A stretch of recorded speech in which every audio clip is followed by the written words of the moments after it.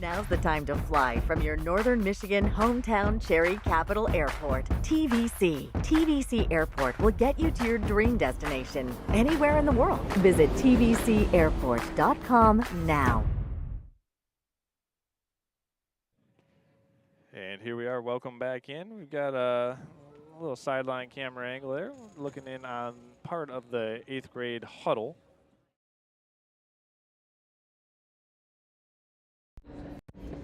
Getting things back and ready to roll here. We get our looking in on the 8th grade huddle and welcome everyone into the second quarter action between the this is the 7th and 8th grade special boys basketball presentation here. We apologize for the audio technical problems there we had in that first quarter, but after one quarter of play, it is the 8th grade, the white team, ahead of the 7th grade, the blue team, by a score of 19-4. We'll put 8 minutes back up on the game clock and get things going.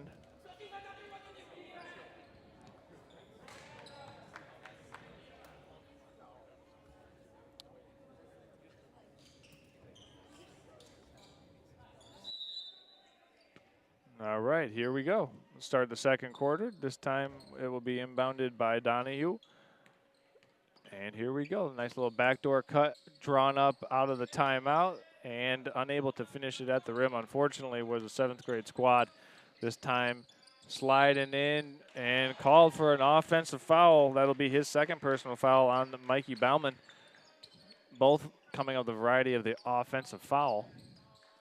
Not sure if we're keeping track of fouls in this game or is it simply as an exhibition we're just going to let the kids play. But if this were a official basketball game, that would be Bauman's second foul. And more than likely would be taking a seat on the bench after picking up that second personal. Donahue is going to pull up the 17-foot jump shot. No good off the side of the rim. Rebounded by Ribel for the 8th grade squad. This is the white squad if you're just now joining us. And once again, apologies for that audio mishap we had in the first quarter. But we've got all things sorted out here as Mikey Bauman and the rest of this white 8th grade team looking to extend their lead here. Nice drop down pass to Hayes, and Hayes is able to finish it off the glass. Nice looking pass by John St. Peter that set up Oliver Hayes for the basket. It's now 21-4 in favor of the white team, which is the 8th graders. Max Donahue slicing through the paint, and he draws some contact, and he'll go back to the free throw line where he's 2 for 4 so far in this contest. He has 2 of the 4 points. The other 2 points scored by Dominic Schuba for the 7th grade team.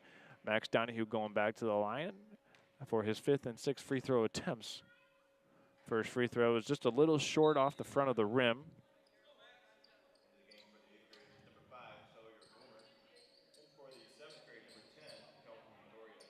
Got some substitutions coming in for the 7th grade team, the blue team, Kelton Doriot. And then coming in for the 8th grade team is Sawyer Boomer as Donahue makes his second free throw. He's 3 of 6 from the free throw line, leading scorer for the 7th grade team.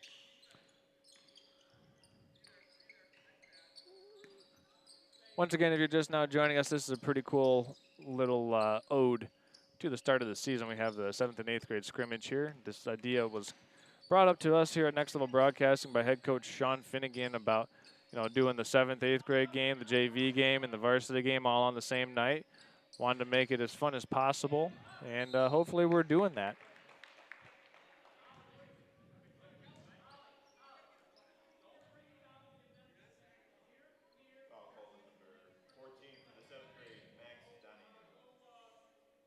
Foul called against Max Donahue.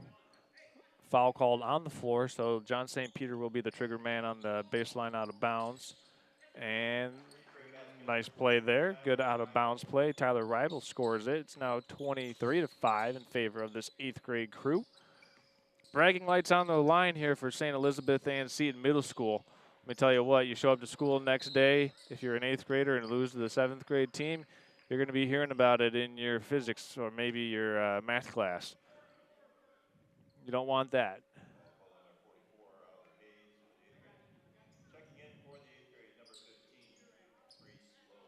Coming in for the 8th grade team is Reese Lowe's. Cooper Mascart coming in for the 7th grade squad. Also coming in with him is Alaxton Voss.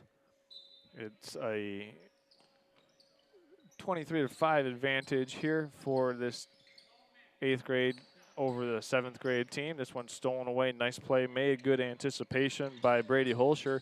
Holscher unable to finish it off the rim. Rebounded by Voss, and he'll bring it back across the timeline for the 7th grade team. Dodging a bullet there with that miss by Holscher at the rim on the transition opportunity. Dribble weave action applied up top by the 7th grade team. Nice backdoor pass deflected up top by Tyler Rebel. He'll get the steal, and it's thrown away, so it'll go back to the 7th grade team. Unable to hang on to that one was Reese Laus. But good defensive play on both sides of the floor right now between both of these Gladiator squads. The 7th team in blue tonight and the 8th grade team wearing white.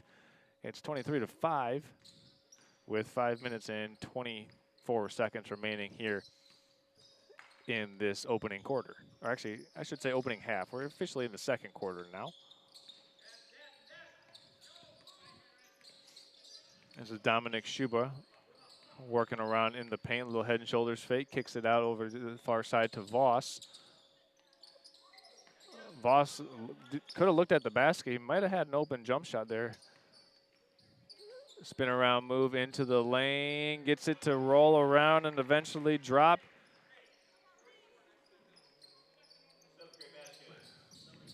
Nice job by Cooper Trick to get that thing to bounce around a couple times and eventually find its way through the bottom of the net. And it's now 23-7. This one's kicked out, corner three, and it's good for Sawyer Boomer. Knocking it down for the white squad. It's back up to a 19-point lead for this 8th grade team. Voss now has a little head and shoulders fake, good recovery. This time, Schuba has it on the dribble drive action. Trick's going to take the pull-up jump shot. Too strong, couple of bounces off the backboard and no good. Rebounded. Here's Reibel pushing it in transition. He'll pull it back and peel it back out with 4 minutes left to go in the half. Deep three, and it's down once again. That's back-to-back triples for Sawyer Boomer. He's letting that thing fly right now as it's now a 22-point lead, 6 straight for Sawyer Boomer and this white 8th grade team.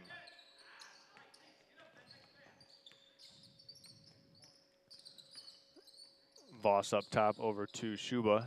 Little ball screen action. Schuba looking to utilize this screen. They switch. Now he has Reese Lowe's on him. Kick out up top, swung around, eventually stolen on the far side by Holscher. Holscher up the floor to Boomer. He'll pull it back out over to St. Peter. And this 8th grade team wants to get organized up top. We've got a timeout taken here on the floor by the 8th grade bunch, the white team, as they have a 22-point advantage with 3 minutes and 12 seconds remaining here in this first half. Want to remind everyone that this is a special presentation that we've got going on here tonight between the 7th and 8th grade. They're having this exhibition scrimmage right now before we get ready to kick off boys junior varsity and varsity play here tonight between the Gladiators and the Suttons Bay Norse. And we'll have the JV game at 5:30 and the varsity game following at 7 o'clock. It should be a good one here. We've got the return of our friend and friend of Next Level Broadcasting, Noah Phillips, as he'll bring his Norse team here as he returns for the first time as an opponent coming into the Traverse City St. Francis Gymnasium to take on the Gladiators, where Phillips played and graduated back in 2014. He played under the tutelage of one of the great Northern Michigan head basketball coaches in Keith Haskey, who is one of the few coaches that has ever taken a girls and boys basketball team to a semifinal or state final appearance in the same season. That's head coach Keith Haskey. So Noah gained a lot of experience from Haskey, and we're looking forward to seeing that game here tonight. This time, Reibel swings it around the far side to Boomer. He's double teamed in the corner. He'll swing it back up top to Lowe's, and Lowe's finds an open teammate. Three-pointer up, a little bit short from John McManus as this blue team controls, and Donahue brings it up the floor. Donahue with an up and under move in the lane, and he scores it. Max Donahue now with 5 of the 9 points, And Shuba gets the steal in the backcourt. Donahue with a head and shoulder fake, driving on the baseline, spinning around, trying to find an angle, unable to do so, and he's called for the loose ball foul.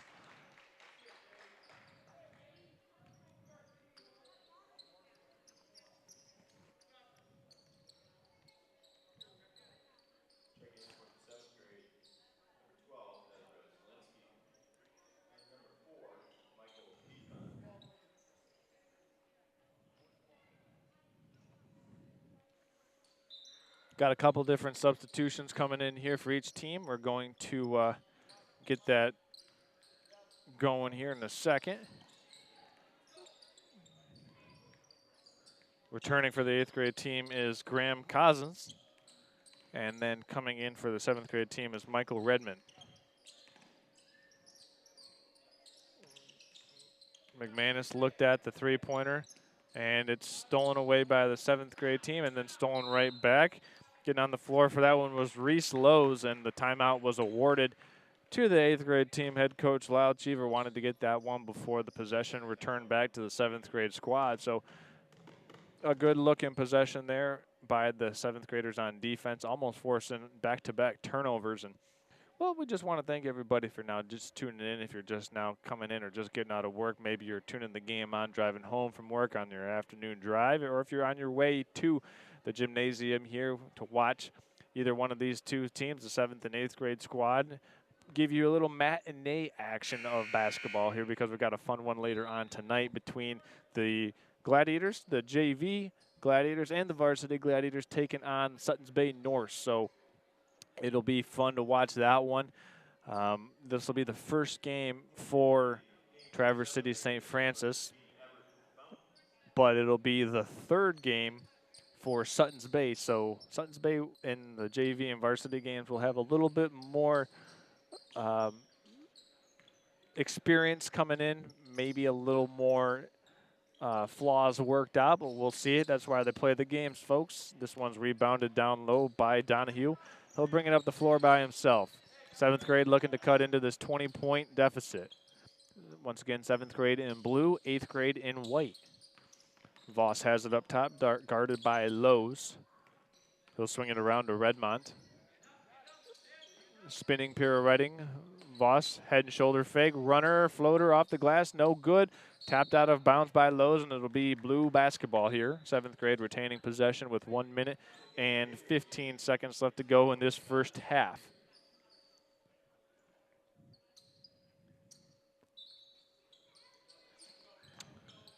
This one's inbounded to Redmont. He'll swing it around. Voss has it now, guarded by Lowe's. Gonna push this one up top. We got one. Well, I was just about to say we've got 1 minute and 1 second left after we get our game clock going. Give us a break here, ladies and gentlemen. We've got about 2 basketball games under our belt so far this year, so we're still shaking the cobwebs off early on in the season, as you can see, and it's been indicated in this game by our audio problems we had in the first quarter, but we've got everything worked out. Hopefully you can bear with us here as we are in a different time zone, if you will, for these basketball games, but nonetheless, a 4 o'clock tip is nothing new for us when we are looking forward to the challenge of it. So we're just getting things ready, getting things started here for what should be a special night of basketball. Right now it is the 8th grade white team on top of the 7th grade blue team by 20 points, 29-9. At the end of the first quarter, the 8th grade squandered an opportunity to take the last shot of the quarter. Let's see if they in fact do that here to end the half. This right now is an opportunity for them to go up by multiple scores. And that is Sawyer Boomer up top, dribbling out the clock. Lowe's has it. He'll swing it over to St. Peter. Boomer swings it back once more. Lowe's now with it up top. Three-pointer up, no good by Gossens. Donahue with under 5 seconds remaining in the half. Sends it over on the far side to Redmont. Redmond, no good. He beat the buzzer, but missed the basket. So that's how the first half comes to a close after a 29-9 start. the 8th grade teams head into the locker room with a 20-point advantage. We're going to step aside here, talk about all the things that we've got going on here tonight between the Traverse City St. Francis Gladiators and the Suttons Bay Norsemen. Hopefully we'll have head coach Sean Finnegan joining us during the JV game, talk a little basketball, talk about what he anticipates to see here so far and what he is liking about his team and where he might see some areas of opportunity and improvement as his team begins to advance into the season. As I said earlier, this will be the first game of the season that the Gladiators will be playing, so we'll hopefully be having head coach Sean Finnegan on. Maybe we can get a couple players to join us on the mic as well. I see a couple familiar faces that are eager to throw on a headset and chat it up a little bit. So we'll see if we can get some of the more extroverted Gladiator players to come through on a headset, talk with us during maybe the second half of this 7th and 8th grade game, or potentially even in this JV game. Stay tuned, folks. You're watching high school basketball. Excuse me. Here right now, you're watching middle school basketball on Next Level Broadcasting. We'll be back after these messages from our corporate sponsors. Now's the time to fly from your Northern Michigan hometown Cherry Capital Airport, TVC. TVC Airport will get you to your dream destination anywhere in the world. Visit tvcairport.com now.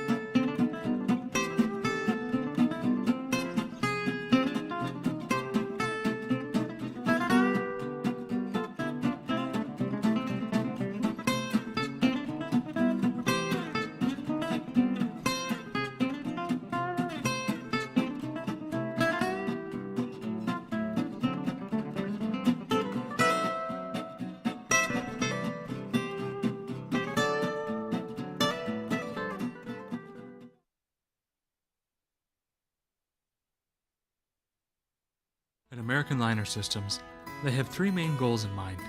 They want to do the best possible job for their customers, ensure farm and industrial safety, and protect the environment all at the same time. No matter how big or small your job site or farm is, they have many eco-safe solutions like machinery catch basins, fuel and chemical storage, manure lagoons, fertilizer containment solutions, equipment maintenance pads, and so much more. To keep our fresh water clean and our forests green, visit AmericanLinerSystems.com or call 231-258-4200 for a free quote so you can protect tomorrow's environment today.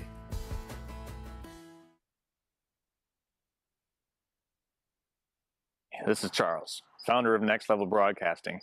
Interested in advertising on our channel? Get a hold of us, and next week, this commercial could be yours.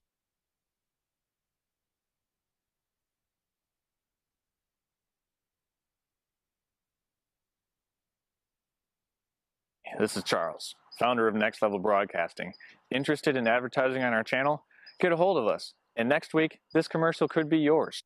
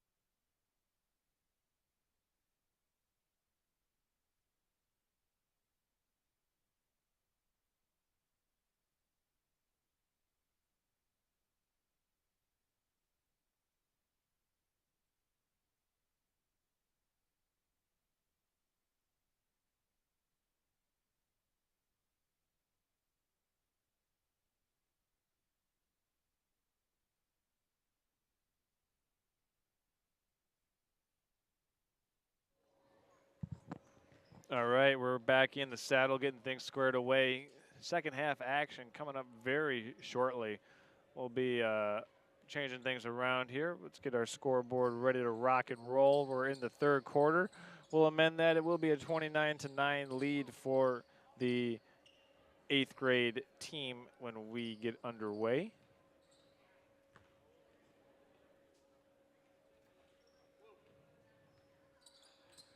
And it is the third quarter. We'll put 8 minutes back up on the clock. And for these middle schoolers, it is a special treat to have 8-minute quarters. Typically, a 7th and 8th grade basketball game would have, I believe, 6 minutes on the game clock. But here, we're playing with 8. High school rules here for these middle schoolers on this special evening. So we're going to make it as fun and festive as possible.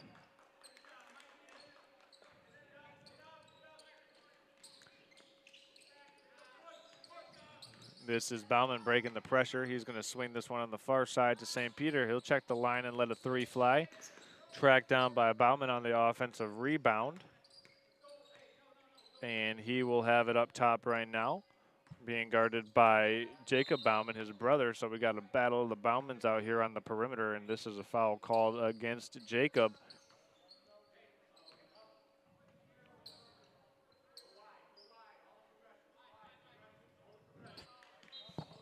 St. Peter to inbound, and he will find an open man in the corner.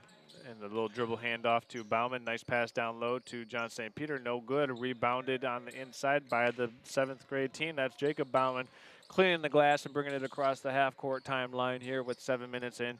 20 seconds left to play in the third quarter.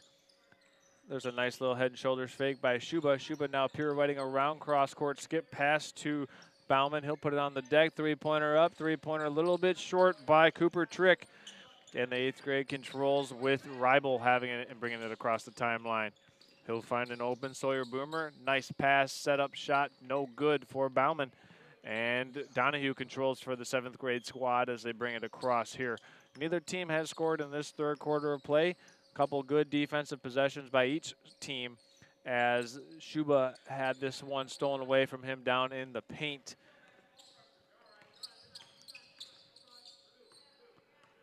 Mikey Bauman up top right now being guarded by Donahue. That is Max Donahue. For those keeping track of the Donahue brothers, this one is Max. He's in 7th grade.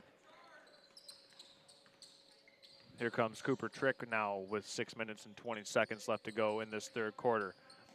Donahue driving baseline, back up to Trick. He'll pass it up top. Good look by Bauman, and it rolls around and gets the parishioner bounce, and it's in. Nice three-pointer there by Jacob Bauman. First score of the third quarter is the 7th grade squad, and they cut it to a 29-12 lead. Actually, I think he got squeezed there on his shot attempt, and it was amended to a two-pointer. So two-pointer there by Bauman as Donahue secures the glass and gets the rebound. Donahue fouled as he penetrates into the painted area. And it'll be 7th grade ball, baseline out of bounds here with 5 minutes, 42 seconds left to play in this third quarter so far. Only team to have scored here in this third quarter is the 7th grade, the blue squad. And the player that put the 7th graders on the board here in this quarter was Jacob Bauman. Cooper Trick the inbounds here on the baseline, stolen away by Mikey Bauman, and the 8th grade has a 5-on-4 advantage. Cross-court pass thrown away, intended for John St. Peter, and it'll be back in the hands of the blue team, the 7th graders now. 7th grade squad doing a good job of playing defense in this third quarter, have not allowed a point in about 2.5 minutes of play. All right, here we go. Dominic Shuba dribble hands off on the far side to Cooper Mascart. Up top now to Donahue. Swung around the perimeter. There's a 15-foot pull-up jump shot. Rattles around and falls for Dominic Shuba. It's now a 4-0 start here to the third quarter for the 7th grade team. Far side it goes in the corner to Boomer, and now it's swung around up top. Bauman has it being guarded by Donahue. These two are both really good athletes right now, ladies and gentlemen. Bauman and Donahue up top. Here's Boomer crossing over. Ribel now probes this defense. Boomer penetrates, spin moves, carves out some space in the lane, and back up top now to Bauman, looking to drive, kick, spin move, floater, fade away, got it. A nice looking shot there by Mikey Bauman. And Bauman's got 2 to break the seal on this for the 8th grade in this 3rd quarter. Run out, Euro step, left-handed layup, no good. Bauman can't retrieve his own miss, and it's secured by Maskert, and the 7th grade team is going to push this one up the floor. Unable to handle the hot pass was Dominic Schuba, and it goes back over to the white squad. The 8th grade team dodges the bullet as the 7th grade squad had an advantage there on that transition opportunity. Just a little bit too much gas, a little bit too much heat on that pass from Donahue to Schuba. Ladies and gentlemen, they're just in 7th grade. They'll get that sorted out by the time they're driving a car. 2 or 3 years from now, that pass will be caught, and then a three-pointer will go up and go down. This pass is swung around the perimeter. St. Peter makes his way through the lane, and he scores it off the window. So now the 8th grade has evened up this quarter, scoring with 4 points apiece for them and this 7th grade crew. The blue team, the 7th graders right now with the ball, down by, well, they're down by 19 points. Cooper Trick now trying to establish and maintain his pivot foot. Donahue's going to tee up a 3. Too strong off the heel, rebounded by Ribel. Fun game here so far between these middle school opponents. 8th grade in white, 7th grade in blue. Ribel now trying to drive baseline, cut off nicely, kicks it back out to Boomer. Boomer now up top to Bauman. Bauman driving through the paint, puts it up, fouled. He'll go to the free throw line for a pair of free throws. First free throws here of the 2nd half as Mikey Bauman draws the foul and the contact, and he'll get 2 at the charity stripe to put the 8th grade back up by more than 20 potentially, with 1 or 2 makes at the line. Bowman now awaiting the first free throw, and he's able to make the first. It's now 34-14.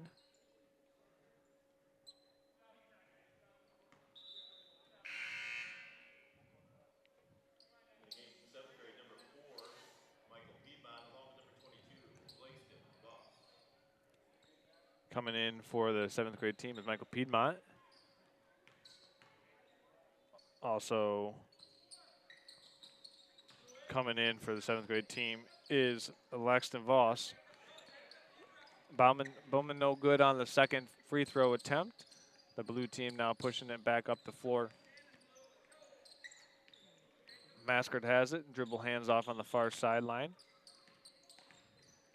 Little dribble action, dribble drive to penetrate the key, pop it. There's an open three-pointer, a little bit too strong by Michael Piedmont. As John St. Peter brings it across the timeline for this 8th grade squad. He'll dribble down, put his shoulder in, and unable to make the layup. Rebounded on the offensive glass by Carlton Doriot, believe.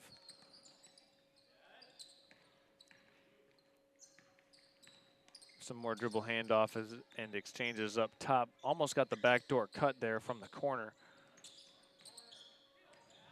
Nice little floater in the lane by Jacob Bowman, but unable to get that to go. Here's an over-the-head pass caught by St. Peter.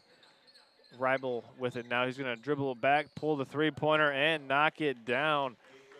That is the 3rd three-pointer of the game by Tyler Ribel, doing his best sharpshooter impression right now in this game with 3 made three-pointers. Bowman looks at the three-pointer, makes a nice move, and sets up a teammate for an open shot. But this one's boarded by Mikey Bowman, and here come the 8th grade squad. They're going to have it saved on the far side by a Boomer. Bowman, oh man, fires a pass down low and scored by Michael Piedmont. And Piedmont's in the books for his first score of the game. It's now 39-14 on the assist by Bowman. And looks like we've got a timeout taken by this 8th grade team. Well, the 7th grade team in blue, I should say, started out hot here in this third quarter. However, the 8th grade team in white, has really turned on the gas in the last 4 minutes of play here. In 2.5 minutes, at about the 5-minute, 30-second mark of this third quarter, the 8th grade team had not yet scored a basket. However, in the next 4 minutes, they've rattled off 10 straight points and have outscored this blue team 10-4 here in this quarter so far. It was 29-9 at halftime, and right now it is 39-14. So the 8th grade has expanded that lead here in this third quarter. We've got 1 minute and 20 seconds left to play here. Once again, this is officially opening night for the Traverse City St. Francis Gladiators. We've got a fun one later. I should say later on tonight between the Gladiators and Suttons Bay. We'll talk about that in between quarters, and we'll also talk about that in between games. The JV game will be starting at 5:30, so we're going to take a little pause. I would imagine that this exhibition game between the 7th and 8th grade teams will conclude at about 5 o'clock. And then the JV game will get things underway at about 5:30. So we'll have a couple special guests joining us this evening. And it'll be fun. It'll be a fun night all around as we're getting back ready for play. Here we go. This is Tyler Reibel up top being guarded by Jacob Bellman.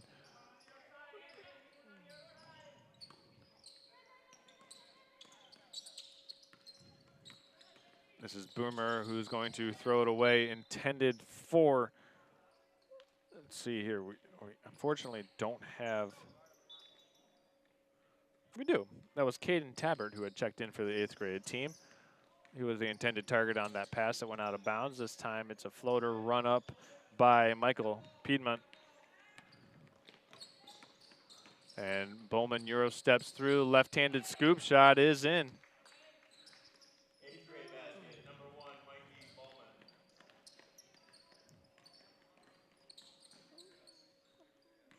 It's now 41-14 in favor of this 8th grade squad.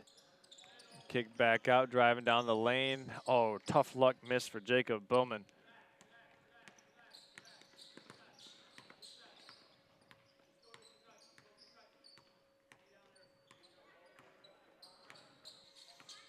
We've got 12 seconds left to go in this quarter. Bauman kicks off to, oh man, what a nice play. Knocking down the jumper was Sawyer Boomer before the clock expired. That was a nice looking play there. And that's how the quarter will end, with a 43-14 advantage for the white squad. This is the 8th grade versus 7th grade team special exhibition game here, presented by American Liner Systems. We're gonna go ahead and step aside, and we'll be back in 1 minute after this. At American Liner Systems, they have three main goals in mind. They want to do the best possible job for their customers, ensure farm and industrial safety, and protect the environment all at the same time. No matter how big or small your job site or farm is, they have many eco-safe solutions like machinery catch basins, fuel and chemical storage, manure lagoons, fertilizer containment solutions, equipment maintenance pads, and so much more. To keep our fresh water clean and our forests green, visit AmericanLinerSystems.com or call 231-258-4200 for a free quote so you can protect tomorrow's environment today.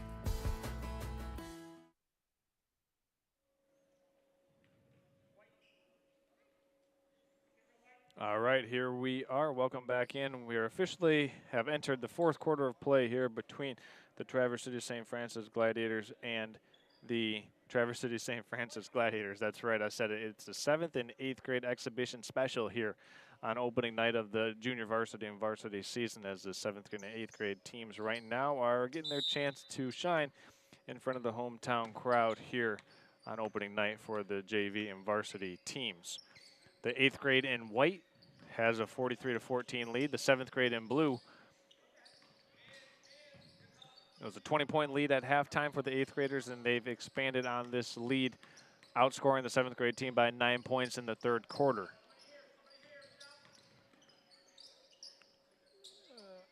Newly checking into the game for the 8th grade team is Caden Tabbert and I believe Jojo Zayas. Almost stolen up top. Mikey Bauman, Euro steps through the paint, fouled, and he'll go to the free throw line for his 3rd and 4th free throw attempts of the evening. I believe that foul was called against Max Donahue, and that'll send Bowman to the free throw line for a pair of free throws. First free throw up and good. That's a silky smooth looking free throw form. It's now extended to a 30-point lead.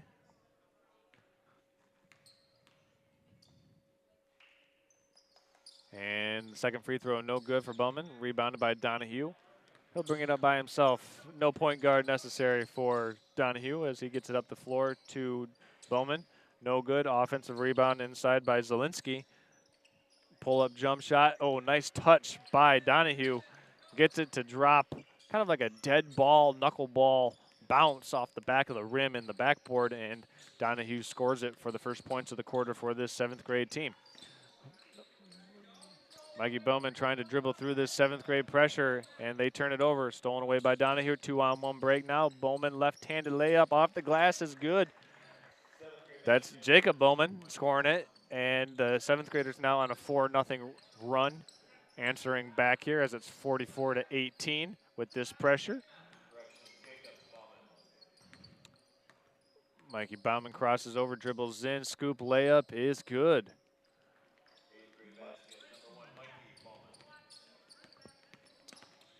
As Bauman scores it, this one's coming back with Schuba. He'll kick it out in the corner to Cooper Trick. Trick's shot's a little bit short. Offensive board by Zielinski. And the 7th grade gets a chance to reload. Three-pointer from the corner. Short once again. Battle for the rebound underneath, and it will be 8th grade basketball.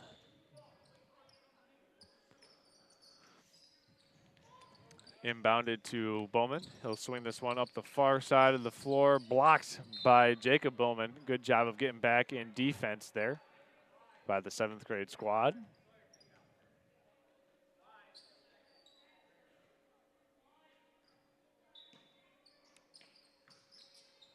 Inbounded fadeaway jump shot by Bowman is good.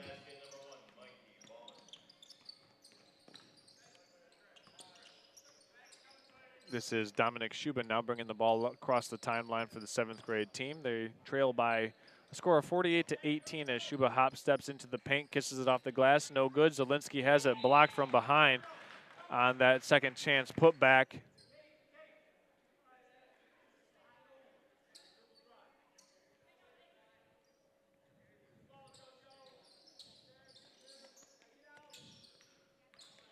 Inbounded pull-up jump shot for Schuba. Drops in.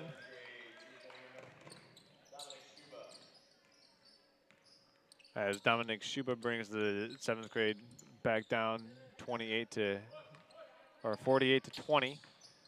Bauman spin moves, turn around, one-handed flip shot is in.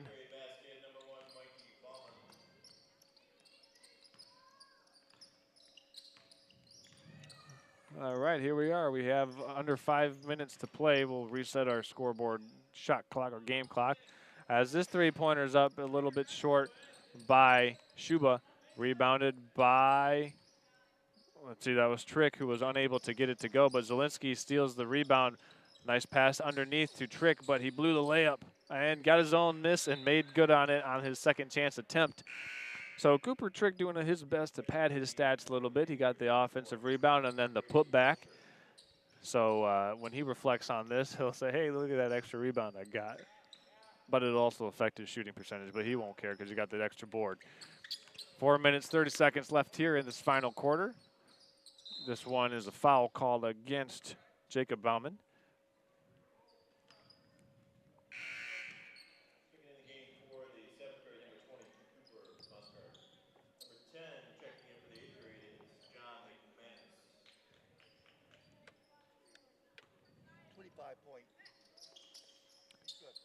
And here is the 8th grade team. They have possession and the lead. they'll come down the floor with it, and it's almost turned over, but eventually secured on the far side of the floor by John McManus. McManus dribbling into a thicket of 7th grade defenders, and a foul here coming against Ezra Zielinski.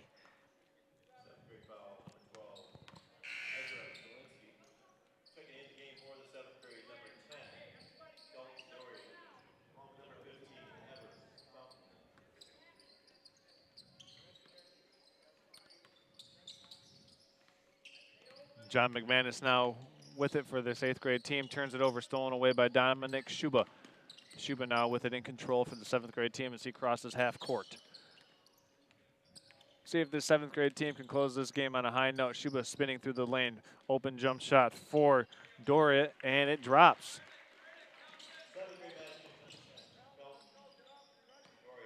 And Doriot getting that little nice baseline 15-foot jump shot to drop through the net. And it's a 26-point game in favor of this White 8th grade team. Team White, 8th grade team, I'll use them synonymously, but if you're just now tuning in, the 8th graders in white, 7th graders in blue here in this exhibition game. Rebounded inside, bringing it up the court for the 7th grade squad will be Everett Fountain. Fountain kicks to Schuba. Up top to Donahue. He's going to drive down the baseline, pull up jump shot. No good. Almost got the roll off the rim. Rebounded inside by Boomer. And here come the 8th graders now in the hands of John McManus.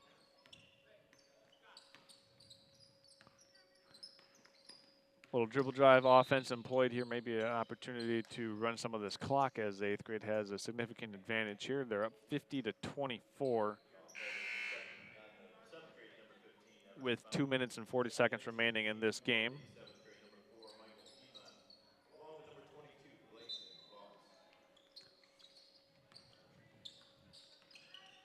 McManus with it over and out of Boomer. Boomer being guarded on the far side by Piedmont. And here come this 8th grade team in white, working it around the perimeter. Dribble handoff up top. Backdoor cut to, oh man. The backdoor cut was there, but good swarming defense by this 7th grade team. Eventually swiped out of there by Voss and Maskert. And this time it's in the corner now, having his pocket picked, stolen away by Boomer. Boomer up the far side. Man, just couldn't get it to fall in with John McManus. And here come the 7th grade team after dodging a bullet there, after McManus wasn't able to make the layup.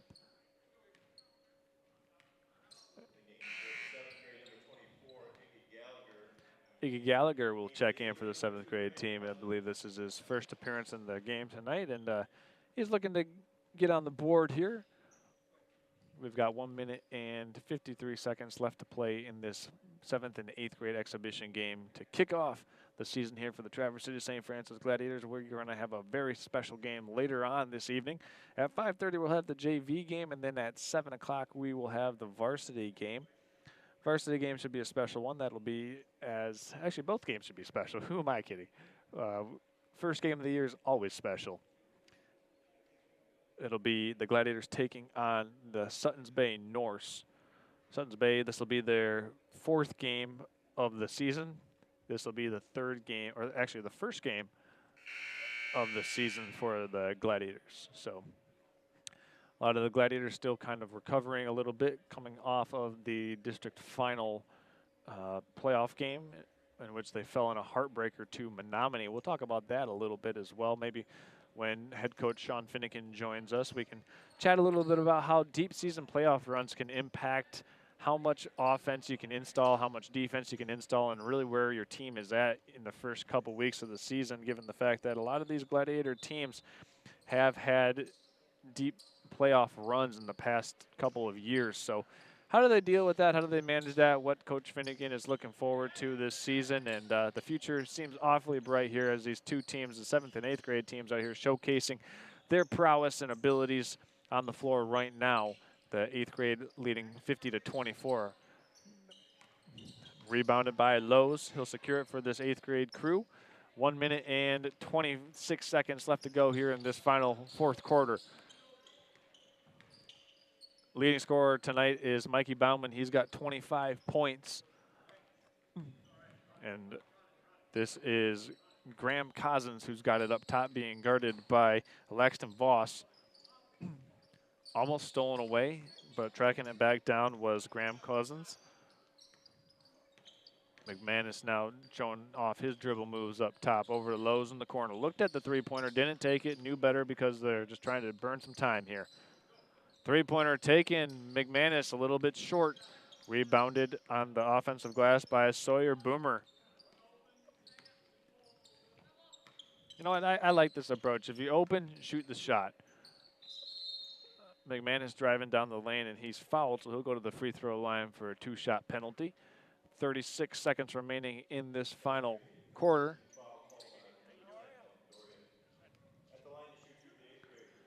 Shooting two for the 8th grade squad here is number 10, John McManus.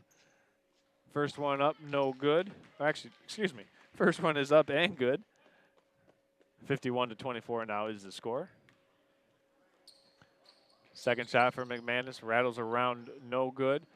Rebound controlled by Voss for this blue 7th grade team. We've got half a minute left to go in this final quarter between the 7th and 8th grade Gladiators in this exhibition game here on opening night. For the Gladiators, they'll be taking on the Suttons Bay Norsemen. Actually, Norse.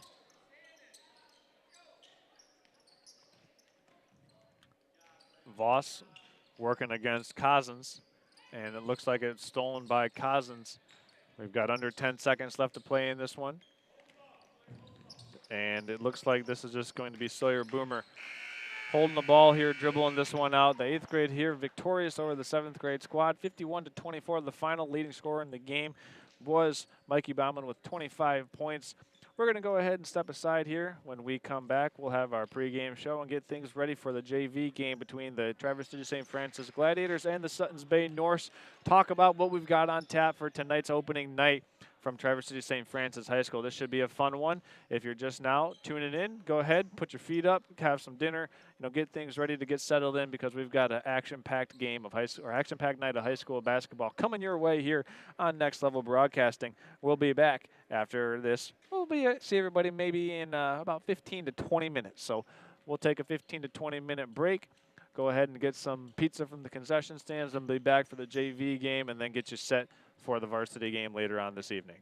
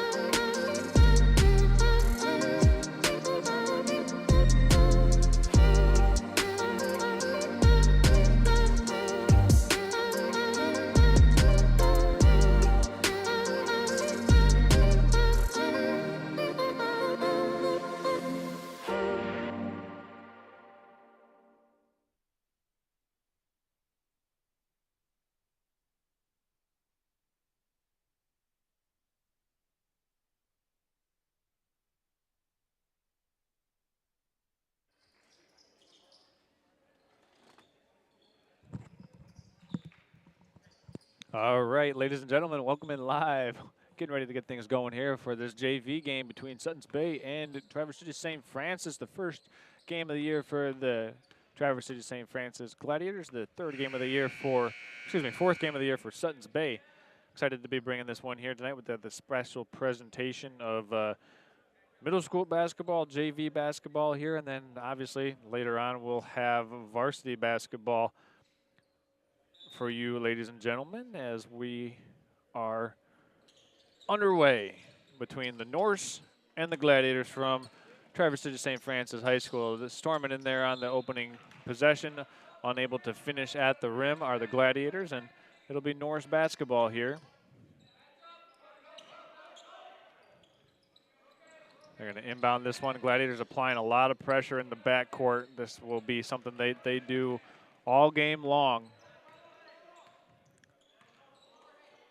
This pressure being applied is going to have to be handled well by the Norse if they want to have any shot of staying into this game this evening.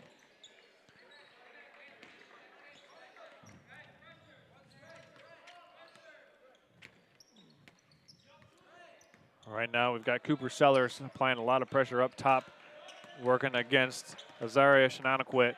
Shenandoah looks like he loses it out of bounds off of his foot, so it'll go over to the Gladiators on the turnover.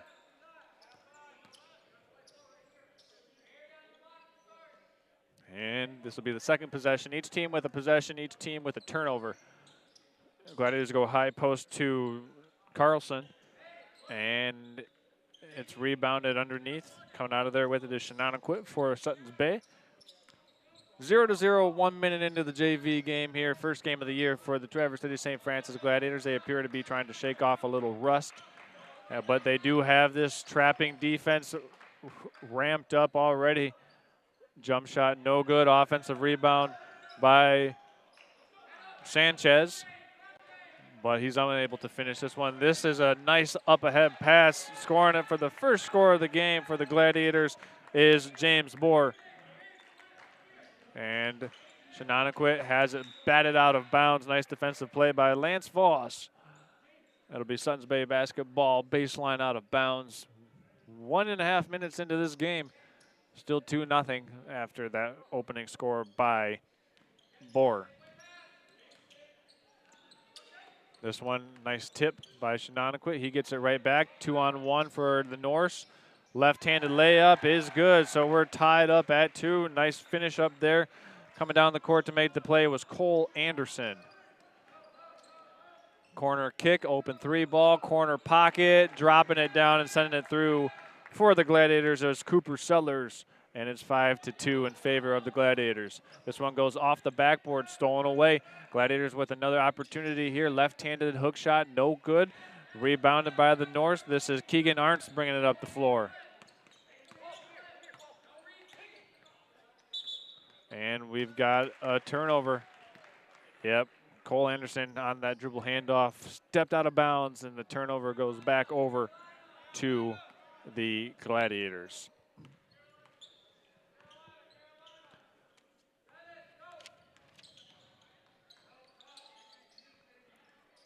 Here's a jump shot, no good, rebounded underneath by Anderson. Shenandoah bringing it up the floor. He'll cross over, nice move. He's got ahead of steam. Shots off the glass, banker is good. Nice move there by Azaria Shenandoah. And he gets the steal. Coming right back are the Norse on the turnover for the Gladiators. Shenandoah bringing it up the floor. Once again, he's got the last 2 points for the Norse. 3 minutes into the first quarter here this opening night from Traverse City St. Francis High School. Norse and Gladiators tangling up here as this one's stolen away by Elias Young. He'll glide in for the easy layup. 7-4 now. Gladiators on top. This one's stolen away by Young once again. Flip shot is good. Had to put a lot of English on that one to spin it off the window, and Young's got 4 straight. Stolen away once again by Young. Young back underneath, scoring it is Lance Voss. 6 straight points for the Gladiators, and they've opened up a 7-point, 11-4 lead. Suttons Bay having a hard time breaking this full court pressure. And we've either got a foul or a turnover, and looks like we've got it.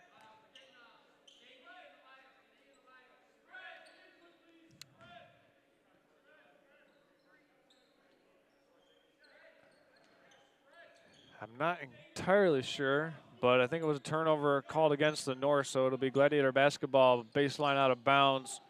Voss triggers. He'll find Sellers. Sellers is going to drive baseline, skip it up top. Newly checked in for the Gladiator is Gus Buell. Little left-handed floater, no good. Lance Voss couldn't get the second chance opportunity to fall. Shenandoah now deep in the backcourt, pressured by this Gladiator team. Suttons Bay bringing it up against this pressure. Going down the lane, putting it up is Sanchez, and he can't get it to drop. Offensive board to the Norse, though, and they reload on the second chance possession after the offensive rebound. It is stolen away underneath by Sellers. He'll bring it up the floor for the Gladiators. Sliding in, reverse scoop, layup, no good. Shenandoah board stolen right back away by Sellers. Gladiators with the second chance, sliding in, blocked from behind, but a foul called against Shenandoah, and that'll put the Gladiators on the line for 2 free throws. That'll be Gus Buell going to the charity stripe for the first free throws of the game. Head coach for the junior varsity team for Traverse City St. Francis is Zach McGuire. Head coach for the junior varsity Norse is Jordan Anderson. First free throw up and in for Buell. 12-4 is the score. Checking in for Suttons Bay is Adrian Banda.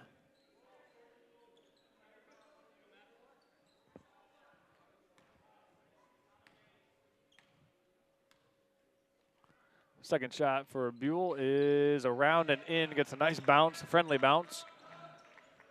And it's now 13-4 after Buell converts a pair at the free throw line. Shenandoah has it. Wow. He found a teammate, but it was tough and barely made it through. But here come the Norse. Anderson driving baseline, swings it around, trying to chase it down, and it's into the hands of Buell. Buell up the floor, layup, smokes, unfortunately, by Boer.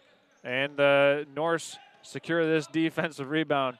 Boer had the lefty layup and just couldn't finish it. This one bounces off of a forehead, and we've got a timeout taken after the Gladiators give up a header, and the Norse get it right back after a lot of deflections and a myriad of deflections, a lot of different body parts touching the ball right now. We saw a couple of hands. Surprised we haven't seen a foot yet. That time we saw a forehead.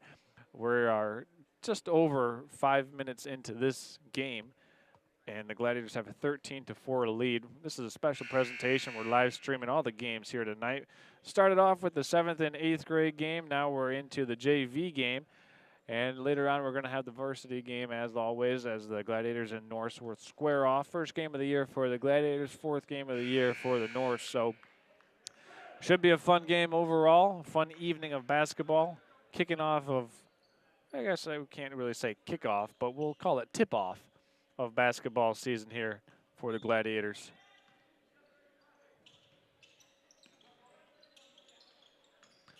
Norse get it in to Gomez, and this one goes right through the legs of Shenandoah, so it'll go back over to the Gladiators.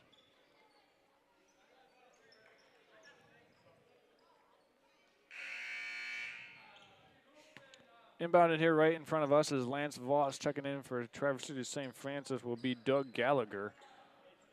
Gallagher and Brennan Ludka also coming in as well.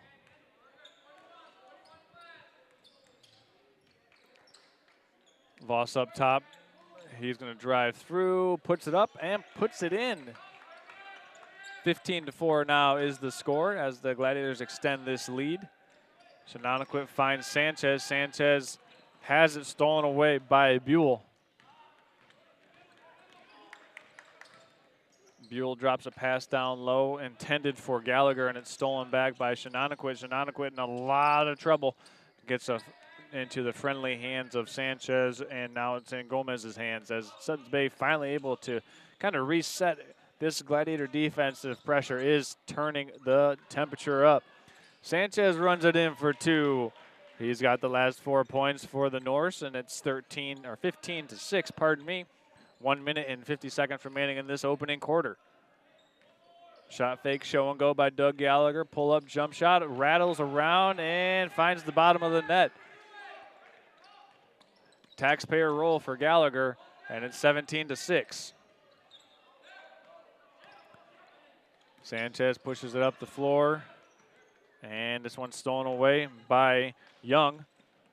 Jack Young bringing it up the floor and finding it in the hands of Ludka. Ludka driving in, Probin, drops it down low. Nice pass, and finishing at the rim is Doug Gallagher. He's got 4 straight now.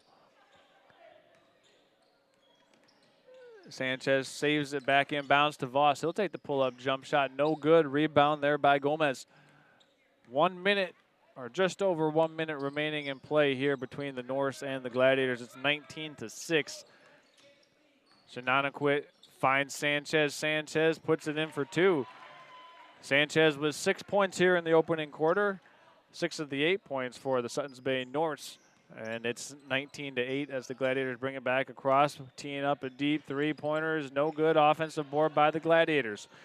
That's Buell inside, has it taken away by Sanchez. 35 remaining in the opening quarter. Shenanigans crosses over, finds Sanchez, who's got the hot hand. He's going to take a 3. He's going to miss it long. Gladiators secure the offense or defensive rebound by Doug Gallagher. They've got 20 seconds left here to get a shot up before the end of the quarter. They go inside to Gallagher. Left-handed hook shot is good. It's 21 to 8. Easy baskets for St. Francis here in this game so far. And this is Shenanigans finding an open Anderson. Anderson has it blocked out of bounds by Voss. The clock sounds, but we've still got 1.5 seconds remaining on the game clock here in the first quarter. We don't have the capability of doing half seconds on our clock on the stream, so we're just going to put 2 up there. Keegan Arntz will trigger on the baseline out of bounds for Suttons Bay. They're lined up in a stack formation. Got 1.5 seconds to go in this first quarter, looking to get a shot off before the final buzzer sounds.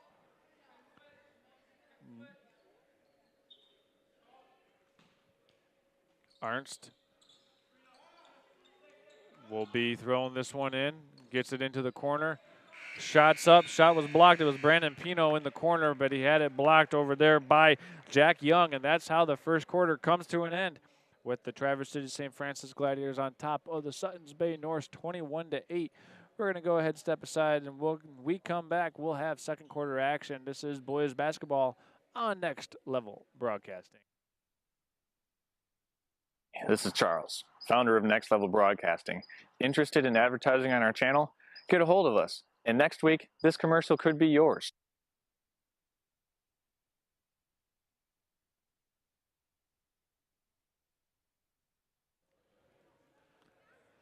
All right, you're looking live at that Traverse City St. Francis Gladiator huddle in between first and second quarters here. 21 to 8 is the score for the Gladiators versus the Suttons Bay Norse. Charles Strail, Jessica Alcorn, and the rest of our Next Level Broadcast and production crew here from Traverse City St. Francis High School. For all the guys out there working production in our video truck, we just want to give them a shout out for coming down to Traverse City St. Francis to be here to put together all these games here this evening. We had the 7th and 8th grade game earlier as an exhibition game, and now we've got the JV game. Later on tonight at 7 o'clock, we'll have the boys varsity game as well. So we'll call it a triple header and be good with it. But so far right now, this JV team for Traverse City St. Francis has put together a really good first quarter as they have a 13-point lead as we begin play here in the second.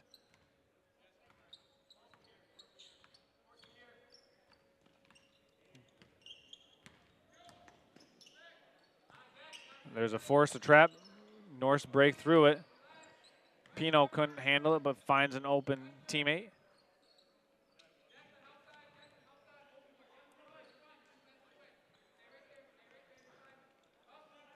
20 seconds into this second quarter. Suttons Bay gets it there at the high post to Arnst. Deep three-pointer rattles around, no good. This one is boarded by Cooper Sellers, who's back into the game.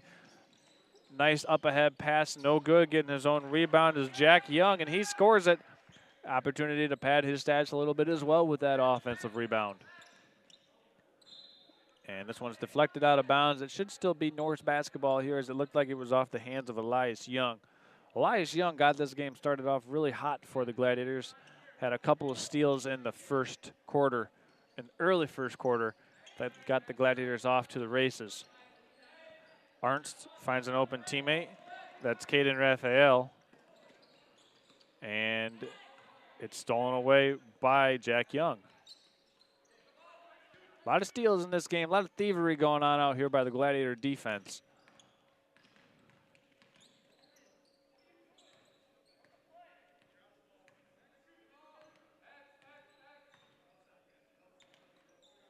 Little high post entry pass. Gladiators now working it around the perimeter. Get the hands of Lance Voss. 10 men on the roster for this Gladiator JV team.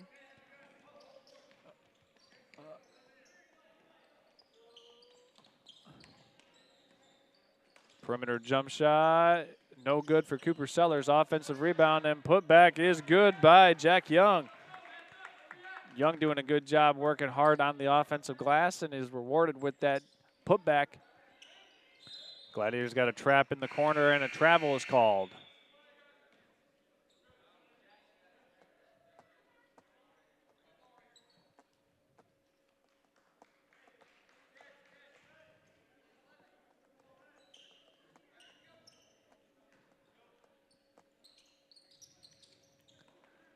Voss looking to inbound. He's going to get it in eventually before the clock goes off. Elias Young receives it at half court.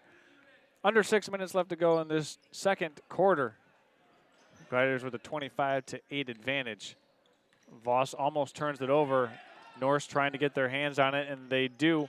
Fight for the ball on the floor is taken away, taken right back, taken back by the Gladiators. That's Elias Young with it.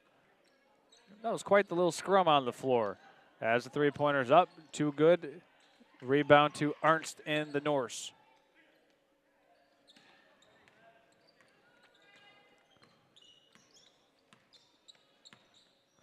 This is Sanchez.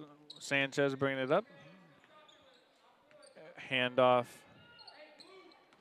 We're gonna have to get number 24 on our roster. We don't have that, but I believe it's Shane O'Boyle.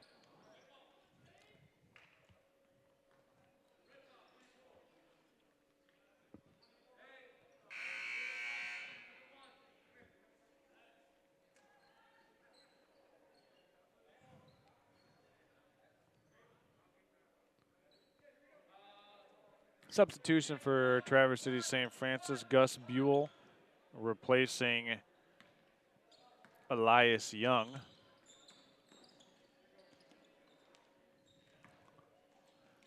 Gladiators with a possession here, looking to get a good shot. Open look for Lance Voss. He's going to tee it up and bank it in. 5:48 Eastern Standard Time, ladies and gentlemen, but the bank is still open for Voss as he connects from deep. As Sanchez comes through the pressure. Shenaniqua with the pull-up jump shot, no good. Rebound on the glass by Buell.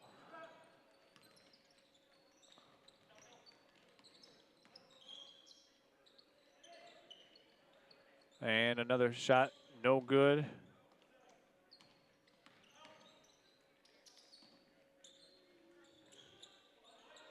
And this one tapped up and in. Good looking possession there on the offensive glass by the Gladiators. I believe that was Cooper Sellers that got his hand on it and tapped it in. This one's stolen away. Coming in hot like a freight train is John Carlson, and it's knocked out of bounds.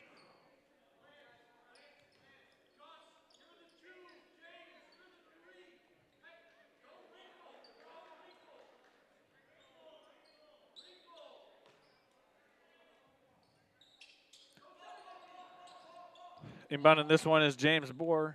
He's going to get it into Sellers. Sellers with the turnaround jump shot, puts it in for two. And we've got a timeout taken here by the Suttons Bay Norse head coach Jordan Anderson wants to take time and talk about this one. His Norse are down 32-8 and having a hard time struggling against this Traverse City St. Francis defensive pressure. The Gladiators have certainly turned it up here in this second quarter with their pressure tenacity, and then also showcasing the depth that they have on this roster. They have 10 men on this roster, and well, right now I believe all 10 have played in this game. So showcasing the depth of this JV team for sure are the Gladiators here in this first half of basketball. This is a special presentation that we want to remind everyone of. We had the 7th and 8th grade Gladiators playing here in an exhibition game. Now we've got the JV game here. And then lastly, tonight, the main event will have the varsity team squaring off at 7 o'clock. The Gladiators opening tip. First game of the season for Traverse City St. Francis, 4th game of the season for Suttons Bay. It should be a good one. And if you're unable to come down here, if you're watching right now, you plan on coming in for the varsity game, but if you're unable to get down here to check in and take in the varsity game, well, then you can just tune in, kick back, put your feet up, find comfort from wherever you find comfort, and hang out with Next Level Broadcasting here on a Tuesday evening, December 10th in Northern Michigan, or wherever you're tuning in from, and watch some high school basketball. We should have a good one for you tonight. Should be a lot of fun. Suttons Bay inbounding this one to Shenandoah. He's trapped, throws it up for grabs, and it's stolen by Buell. Buell now finds Gallagher on the baseline, and Gallagher traveled.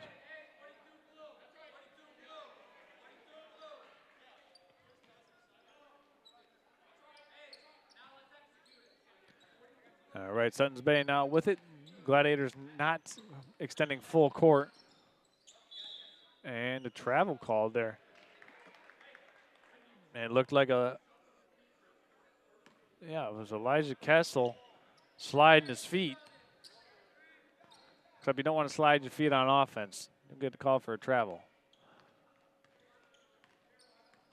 3:40 remaining in the first half. Cooper Sellers right now being guarded by Shane Boyle up top. Here come the Gladiators up by 24 points. They'll move this around the perimeter. Stepping into an open three-point shot. No good was Gus Buell. And it should be Suttons Bay basketball here with 3 minutes and 23 seconds remaining in the first half.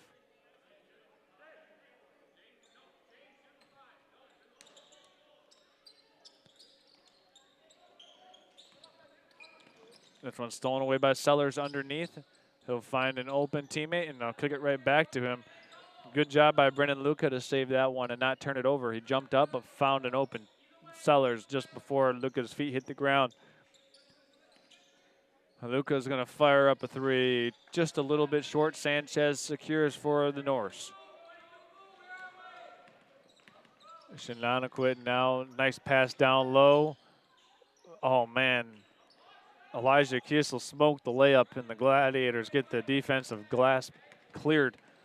Cooper Sellers now in a hurry, pivots around, throws it off the stanchion, out of bounds, off of Doug Gallagher, and it'll be Suttons Bay basketball on the turnover. So we've seen a lot of turnovers in this one. Ball security has certainly been an issue for both of these teams. However, the Gladiators have been doing a better job of getting easy shots at the basket. A lot of layups made by the Gladiators as opposed to some tough contested jump shots for Suttons Bay, and the points that they have scored have come right at the rim. Kiesel's 1-foot shot, no good. Sanchez gets the putback and scores it. He's got 8 of the 10 points right now for Suttons Bay, so doing a good job underneath the glass is Julius Sanchez.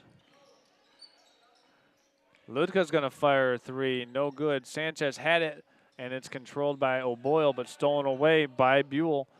Down low it goes. Sanchez with the foul. So that'll send James Bohr to the free throw line.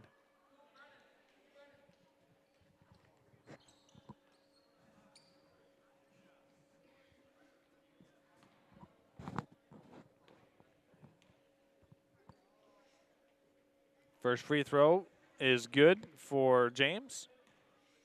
33-10 is the score.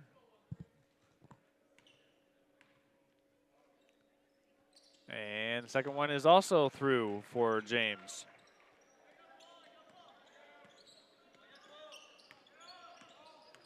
So we have 2 minutes remaining in the first half here. Gladiators up 34-10. Ludka playing some tenacious defense up top. Sanchez has it at the high post, spinning, putting it up off the glass. No good. Nice move. Just couldn't finish. Sellers sends it up the floor to Gallagher, and it's thrown out of bounds. So it'll be Norse basketball with 1:41 remaining.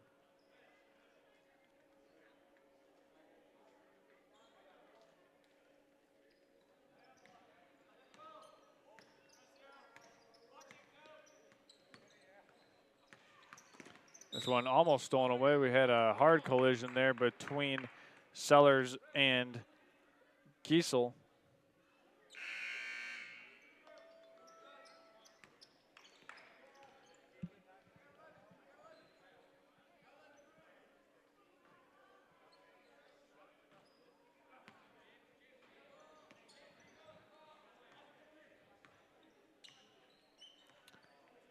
All right, here we go. 1 minute, 30 seconds left in this first half. Gladiators up by quite a good margin, 24 points as a matter of fact.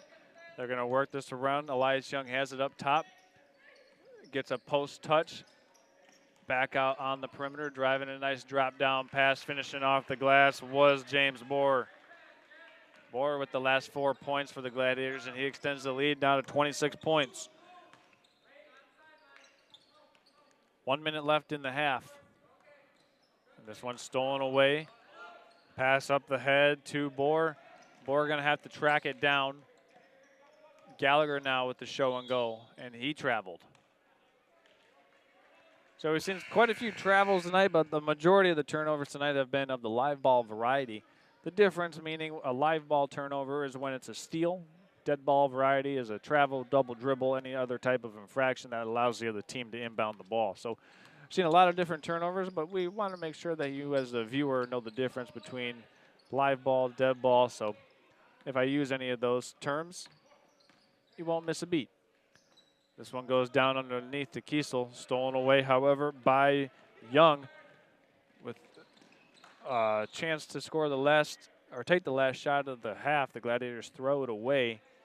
We've got 26 seconds left to go as Suttons Bay inbounds.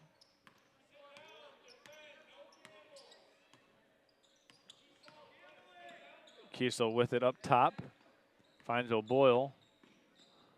O'Boyle trying to make something happen. They've got 10 seconds left here in the half. Sanchez picks it up underneath the basket, but wasn't able to finish it. I don't think he was really anticipating getting that pass there. Nonetheless, the Gladiators have it. Ludka's going to fire the three-pointer before the half, but no good. So after 2 quarters of action, 16 minutes in the books, the Gladiators have a 36-10 lead over Suttons Bay. We're going to go ahead and step aside here. You're watching this presentation, this special presentation of the Traverse City St. Francis Gladiators and the Suttons Bay Norse. We've got a triple header tonight, all courtesy of our commercial partner, American Liner Systems. We're going to go ahead and step aside and be back after this. At American Liner Systems, they have 3 main goals in mind. They want to do the best possible job for their customers, ensure farm and industrial safety, and protect the environment all at the same time. No matter how big or small your job site or farm is, they have many eco-safe solutions like machinery catch basins, fuel and chemical storage, manure lagoons, fertilizer containment solutions, equipment maintenance pads, and so much more. To keep our fresh water clean and our forests green, visit AmericanLinerSystems.com or call 231-258-4200 for a free quote so you can protect tomorrow's environment.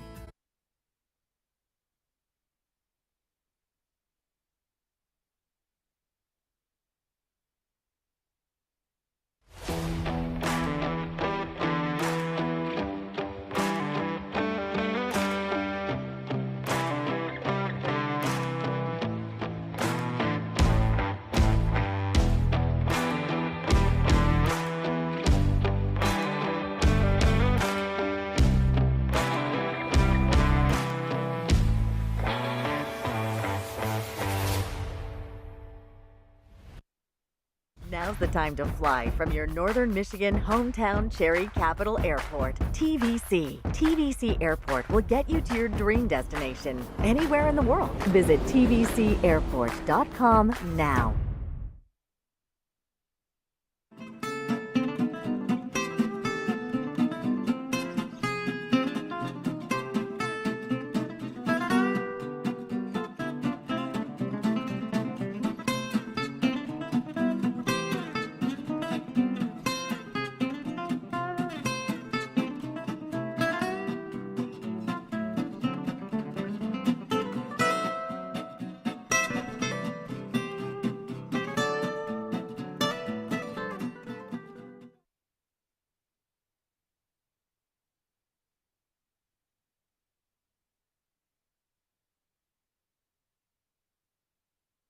this is Charles, founder of Next Level Broadcasting. Interested in advertising on our channel? Get a hold of us, and next week, this commercial could be yours.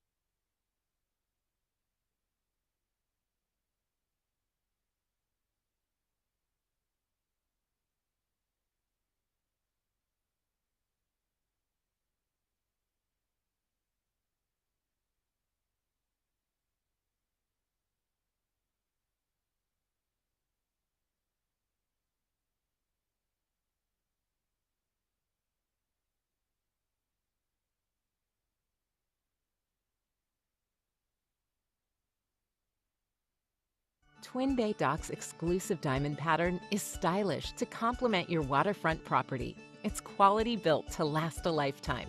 Engineered to be stronger, our non-skid surface stays cool to the touch, and we offer a full line of dock accessories, including kayak and supboard racks. To see all we have to offer, visit our website to find a dealer near you. Twin Bay Docks, simply exceptional quality.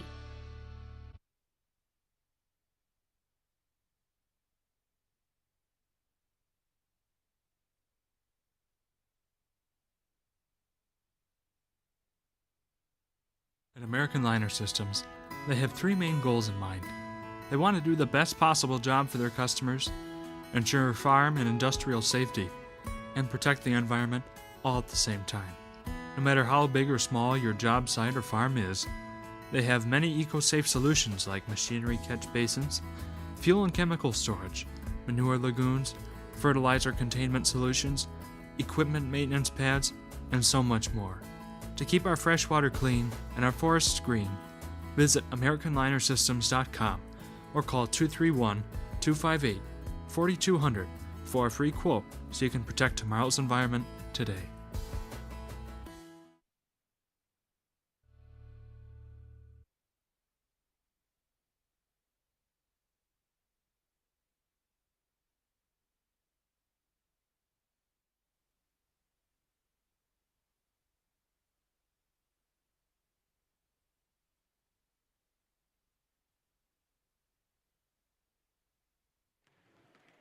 Okay, here we are. We're getting ready for the second half of action between the Suttons Bay Norse and the Traverse City St. Francis Gladiators. It is halftime right now of the JV game, but we do want to take an opportunity to thank our sponsors this evening for making this special presentation of middle school basketball, junior varsity basketball, and varsity basketball, able to for all people to watch for free on YouTube and at nextlevelbroadcasting.net, courtesy of the Traverse City Cherry Capital Airport, American Liner Systems, Twin Bay Docks, BC Pizza here in Traverse City, you're making this possible. So if you see any of those fine businesses, you know, if you go in and order some pizza, if you're picking up some docks for your lakefront access, or you're shopping for a new dock for next summer's lake festivities, you can say, hey, you know, I watched the game.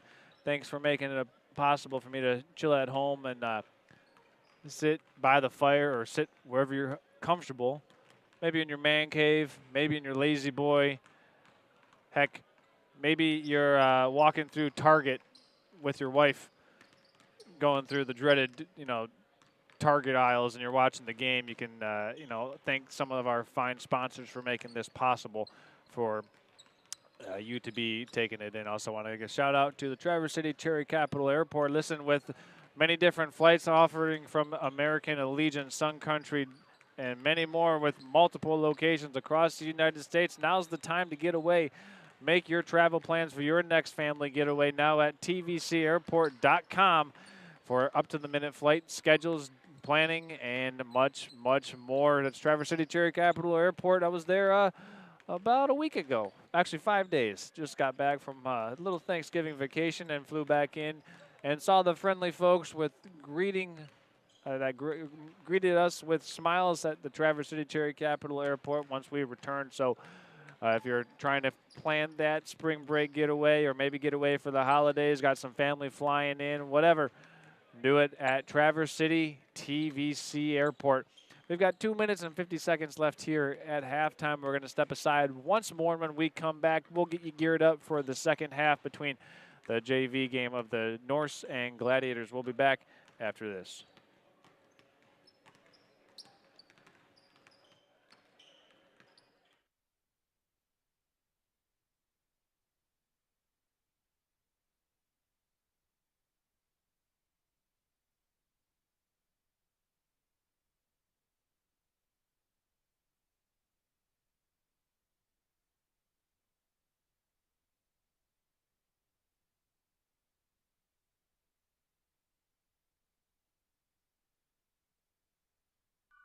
Twin Bay Dock's exclusive diamond pattern is stylish to complement your waterfront property. It's quality built to last a lifetime. Engineered to be stronger, our non-skid surface stays cool to the touch, and we offer a full line of dock accessories, including kayak and supboard racks. To see all we have to offer, visit our website to find a dealer near you. Twin Bay Docks, simply exceptional quality. American Liner Systems, they have three main goals in mind. They want to do the best possible job for their customers, ensure farm and industrial safety, and protect the environment all at the same time.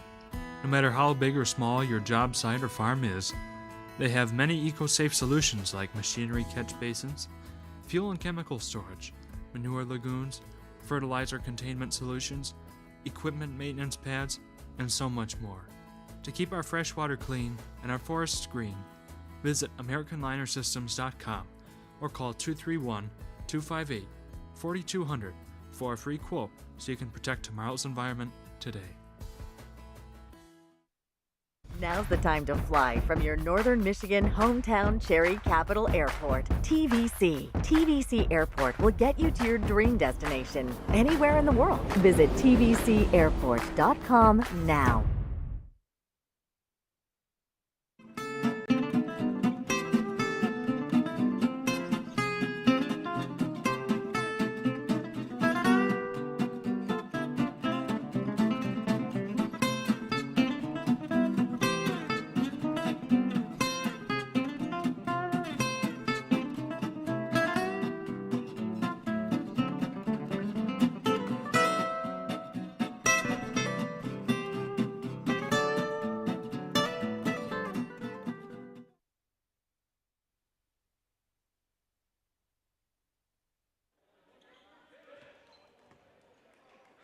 All right, here we are. We are about ready for the second half to get underway between Traverse City St. Francis and Suttons Bay. You can see right in front of us, the Gladiators are going to inbound. Lance Voss passes it into Elias Young, and we're officially underway. Gladiator basketball here, the first possession of the second half. They go inside first possession to Carlson.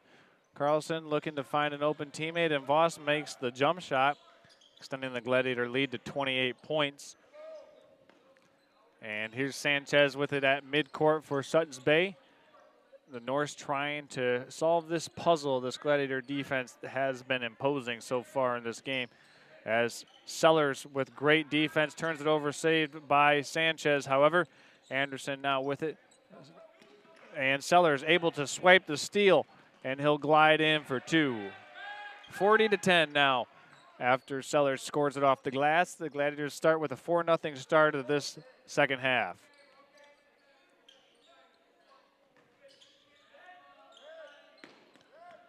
Here's Anderson being guarded tightly by Bohr. Anderson now into the corner, guarded by Elias Young, and up top is Shawanaquat. Stolen away, nice play, good anticipation by Lance Voss. He'll cruise in for two. Stolen away by Elias Young. And another 2 points on the board for Traverse City St. Francis. Once we get to 35 points, we'll have a running clock here instilled in this game. As we got another steal by Elias Young. Nice pass, a little pocket pass to James Bohr, and it's 46-10.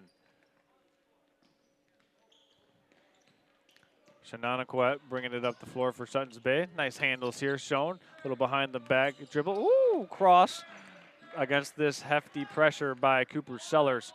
Shananaquet's going to have to get some help from a teammate. There's a little pick and roll to Sanchez, but he had it stolen away.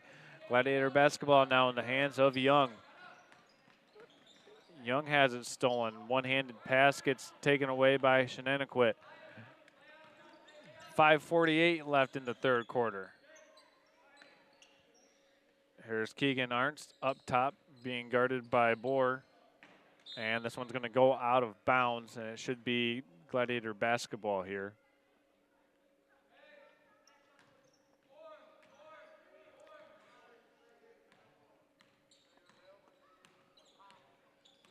5.5 remaining to go in this third quarter. A little horns half-court set for Traverse City St. Francis. Backdoor cut, nice look to Lance Voss. He'll finish it on the other side of the backboard. Nice reverse layup, nice overall half-court set there by Traverse City St. Francis to get that bucket.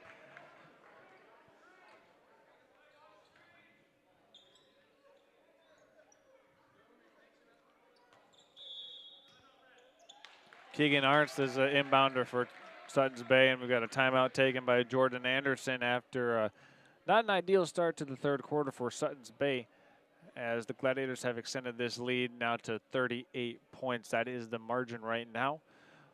Well, we have an opportunity to talk about it. We'll talk about it because in tonight's varsity game, the main event, if you will, we've got a matchup of a returning Traverse City St. Francis graduate coming back to play in the gym that he once called home as a Gladiator. That's Noah Phillips, a graduate of 2014. Played on a couple of Coach Keith Haskey-led teams here during high school. Won a couple of district championships. And Keith Haskey, I believe, one of a very select amount of coaches that has ever led a girls and boys team to the state semifinals in the same year. So that is who Noah did his playing under during his time at Traverse City St. Francis. He's now coaching Suttons Bay, so he'll be leading the Norse here in the varsity game tonight. Probably a unique moment for him coming back to the gym that he once called home. But that'll be in the game following this. Right now at the junior varsity, the Gladiators have a 48-10 lead as that one's deflected out of bounds. The Gladiators still applying this tremendous ball pressure right now, not giving an inch. Shenaniquet now has it up top, being guarded by Sellers. This one goes inside to Sanchez, but it's stolen away. Nice hands by James Bohr. Now Elias Young on a 2-on-2 break, puts the pedal down, accelerates, but it's stolen away, this time by Jorge Gomez.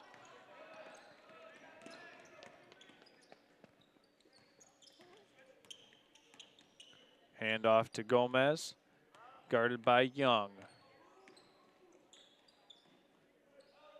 Now it's in the corner to Pino. Oh man, good hands there by Young.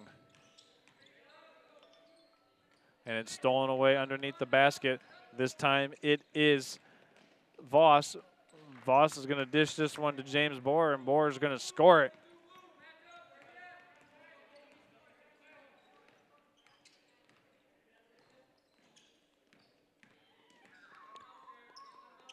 Here's Brandon Pino handing off to Shenaniquet. Dribble behind the back. Shenaniquet with a little bit of a showcase of his bag right now. Got the dribble handoff behind the back, in between the legs. Euro step, fade away from the baseline, no good. Rebounded by Elias Young, and here come the Gladiators. Stepping into a three is Voss, no good. Rebound by Gomez. Woo! A frenzy pace here in this one as the Gladiators have a 40-point advantage. Running clock is initiated, as it's going to make it a little bit challenging for me to operate our clock on the stream, but I'll do my best. Should be actually easier now that it's a running clock without all these stoppages of play for substitutions. So listen to me trying to make my job harder than it actually is. I get to hang out and call basketball all night long. Who wouldn't want to be in this position, in this seat, hanging out here watching ball? If you're hanging out with us, we want to thank you for making us a part of your Tuesday evening activities. Gladiators with the half-court offensive set here up top. This is Gus Buell. He'll set a dribble handoff to Voss. Voss turns down the shot. Cooper Sellers will take the shot. No good off the front of the rim. Offensive rebound controlled, put back up and in by Declan Gallagher. Good job of fighting on that offensive glass, and Gallagher scores it.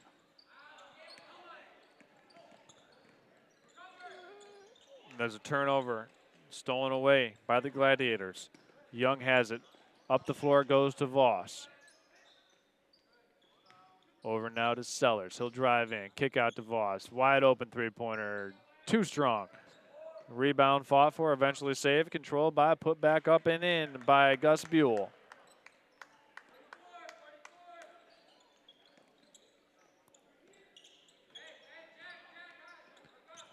Just a lot of sloppy play right now. You see a lot of these one-handed passes, and people not coming to 2-foot jump stops. And I think if the Norse were able to clean that up, they would have a much better chance here going up against this Traverse City St. Francis pressure, as Cooper Sellers scored that one right there on the baseline.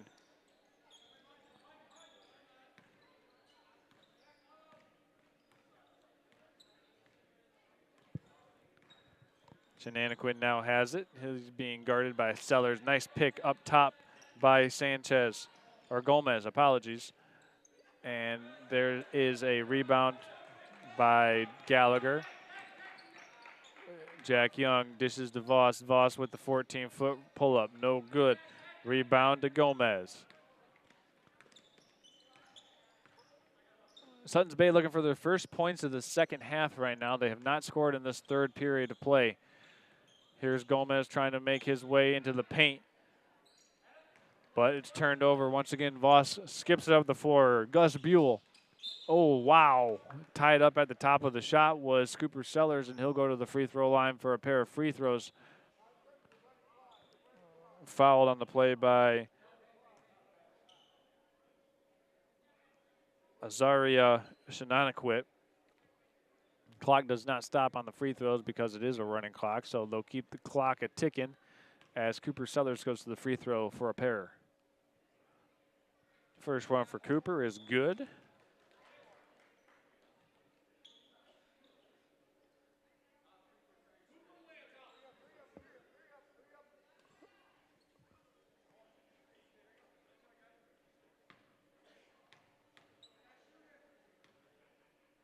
And the second one for Cooper is right down the middle as well.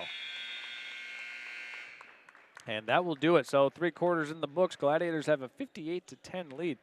We're going to go ahead and take one final commercial break. When we come back, we'll have the fourth quarter action. And then after that, we'll take a quick little break in between the junior varsity and varsity games, maybe 15 to 20 minutes or so.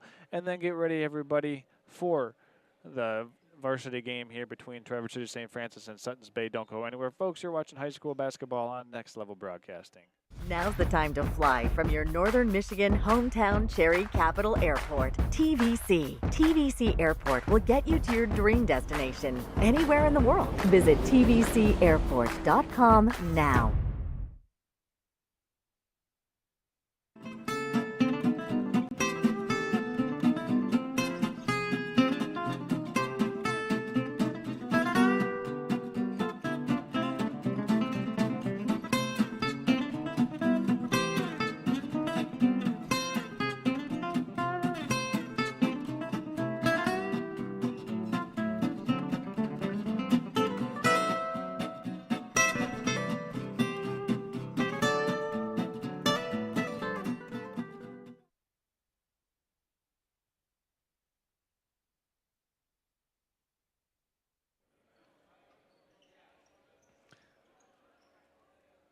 Okay, here we are. Welcome back in. Fourth quarter action about to get underway.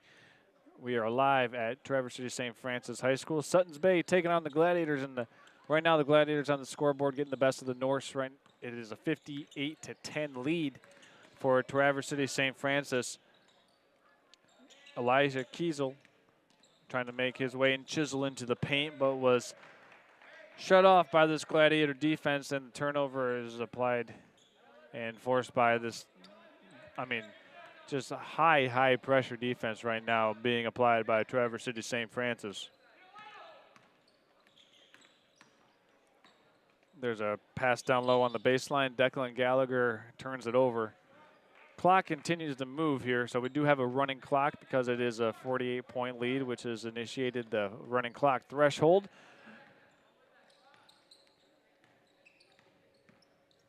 So a clock operator's dream right now.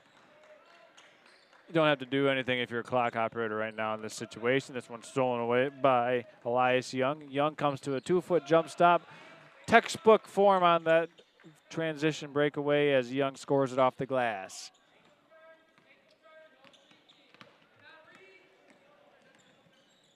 Here comes O'Boyle trying to set up Sanchez inside. No good off the glass. Apologies, that was Gomez. But this one scored by Declan Gallagher.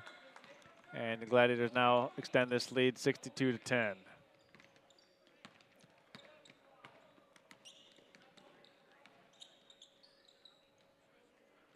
Three-pointer up, three-pointer no good, a little bit short by Brandon Pino.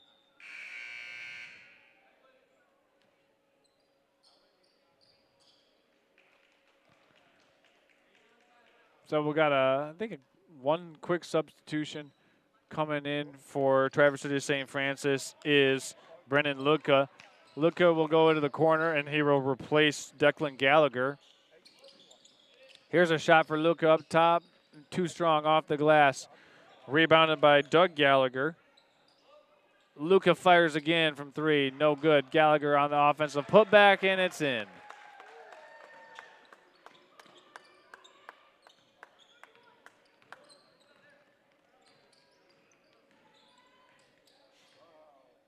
Here comes Jorge Gomez.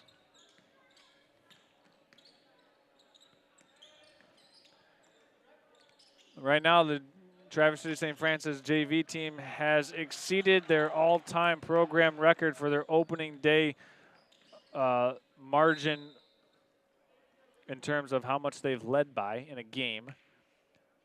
So let me try to clean that up a little bit. They've broken the record for how many points that they've been up in a JV game to start the season. So take it as a grain of salt for whatever it's worth, but a little fun fact from our friend here, Peter.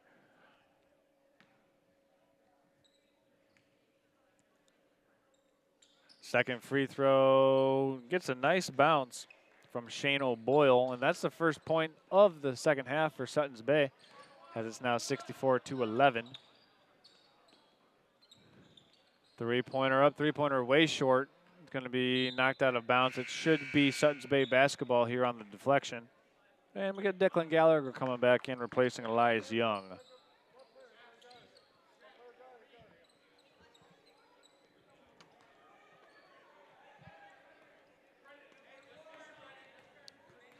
Here comes Elijah Kiesel. He'll cross over behind his back. Nice pass down low. Pino can't get it to go off the glass. His second attempt is good, though. And Brandon Pino, number 10 for Suttons Bay, gets his first basket of the game on that offensive rebound. The Gallagher's exchange passes up top. Ludka under low. Running hook shot is good. Nice play made. St. Francis doing a good job of posting up the smallest player they had on the floor, and good job by Brennan Luca of scoring that down low in the painted area. This is O'Boyle driving hard to the basket. He's fouled there by Jack Young, and O'Boyle will get a trip to the free throw line. We've got 3 minutes and 10 seconds left to go in this fourth quarter. Once again, after this game, we'll have about 15 to 20 minutes of interim time before we get things rocking and rolling for the pregame show as we get you set and ready for the Gladiators versus the Norse in the varsity game tonight. We got a triple header for you here on the networks of Next Level Broadcasting tonight, as this one is no good for O'Boyle, unable to hit either of the free throws on his trip, but this one's stolen away right back by Elijah Kiesel. Suttons Bay with a chance to reload here with 2 minutes and 32 seconds left. O'Boyle spinning his way, trying to chisel into the paint, turn around left-handed jump shot, no good. Rebound by Gallagher.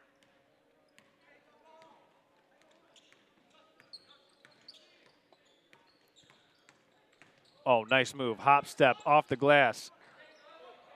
And this one's going to be secured by Gallagher.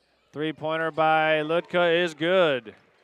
As we see it right there, we've got a little videographer difficulties right now, so we're going to get things squared away as soon as we possibly can. As it is, it's a 69-13 lead for Traverse City St. Francis after that Brennan Luca three-pointer from the corner. Kiesel's going to hoist a three-pointer, and he buries it. So Elijah Kiesel matching three-pointers with Brennan Luca. Underneath it goes to Declan Gallagher. As you can see right there, we're getting our camera sorted away. We're back and ready to go as Declan Gallagher swipes that pass. And here come the Gladiators in transition. Pass down underneath to Gallagher, no good. And O'Boyle tried to save it, couldn't do so.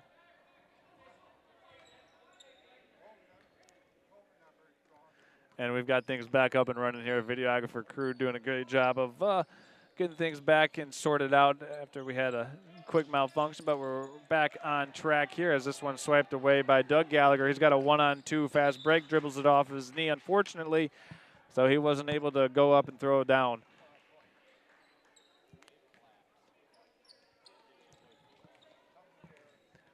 (71-16) is the score. 30 seconds. Just over 30 seconds remaining. Kiesel going to drive baseline, shut off nicely. Three-pointer up, and three-pointer is down the hatch. That one was Jorge Gomez dialing it up from deep. It's now 60-19. Well, our clock operator took the half off, but our scoreboard operator did too, so we'll fix our scoreboard. It's now 71-19.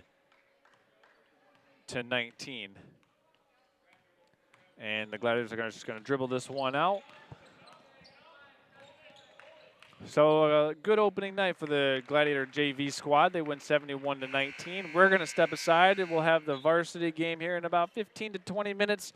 And it should be a fun one. We'll be back after this.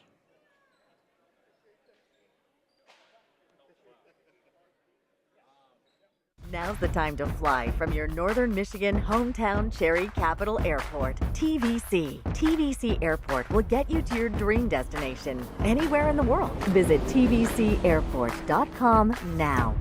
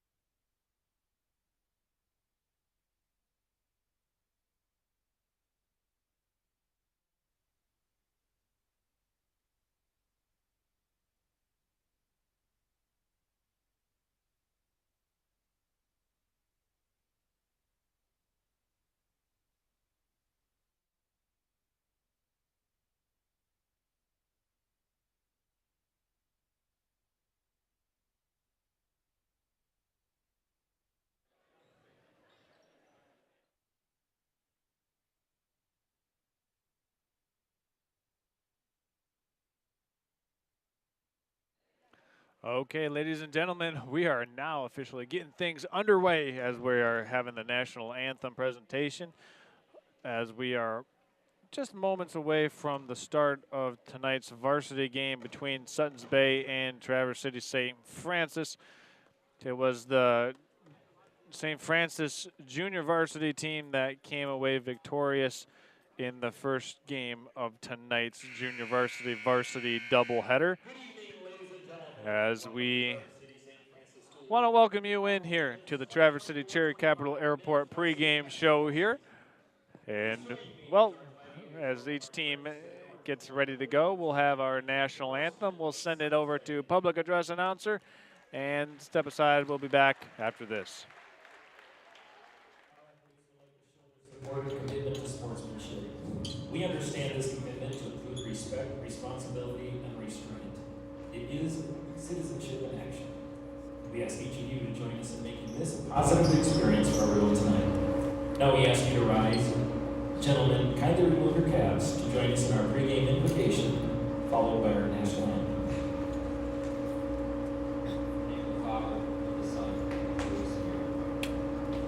Lord, we ask you to bless small players and all who are gathered here. Pray that everyone bears in mind that tonight's gathering is simply a ball game. Please guide our actions both on and off the court to represent your teachings at all times. And that we pray that tonight each player competes with a strong body, clear mind, and a pure heart. We ask this in Jesus Christ, your Son, our Lord. In the name of the Father, the Son, and the Holy Spirit.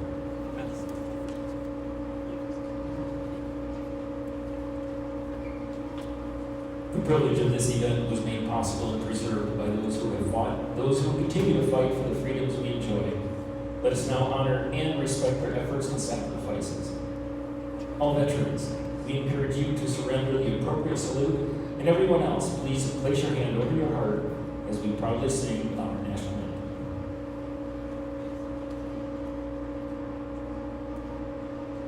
We're going to sing this. Oh, can you see by the dawn's early light what so proudly we hailed at the twilight's last gleam, whose fresh and bright stars through the perilous fight o'er the ramparts we watched were so gallantly straight, and the rocket's red glare, the bombs bursting in air, gave proof through the night that our flag was still there. Oh, say does that star-spangled banner yet wave o'er the land of the free and the home of the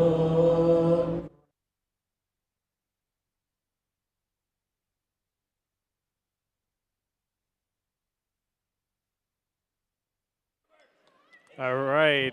And here we are. Let's go ahead and meet the starting lineups this evening for the Suttons Bay Norse. Starting for them will be Zachariah Raphael, number 0, big number 0. Next will be senior Austin Vang. After that, it'll be number 2, Uriah Tukrow.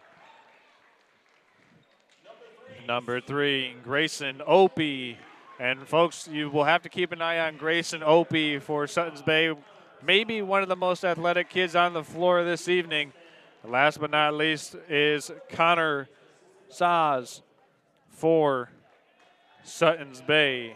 So there's the 5 starters for Suttons Bay. And we'll go ahead, switch ends of the floor as we meet the starting lineup for Traverse City St. Francis. It'll be Isaiah Millward manning the paint inside. Harrison Shepard joining him. Also joining Harrison Shepard and Isaiah Millward for Traverse City St. Francis will be Lewis Rain.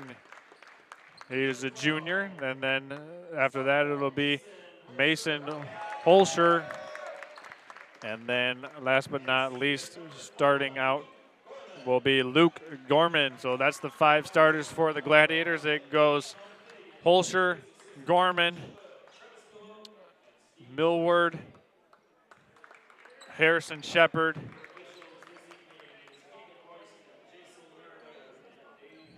all right, and Lewis Rain, number 10, the final starter for the Traverse City St. Francis Gladiators. Here we go. We want to thank you for making us a part of your Tuesday evening. This has been the Traverse City Cherry Capital Airport pregame show. Here we are ready to rock and roll as we have the tip coming away.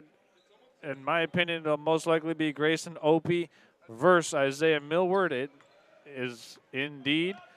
And we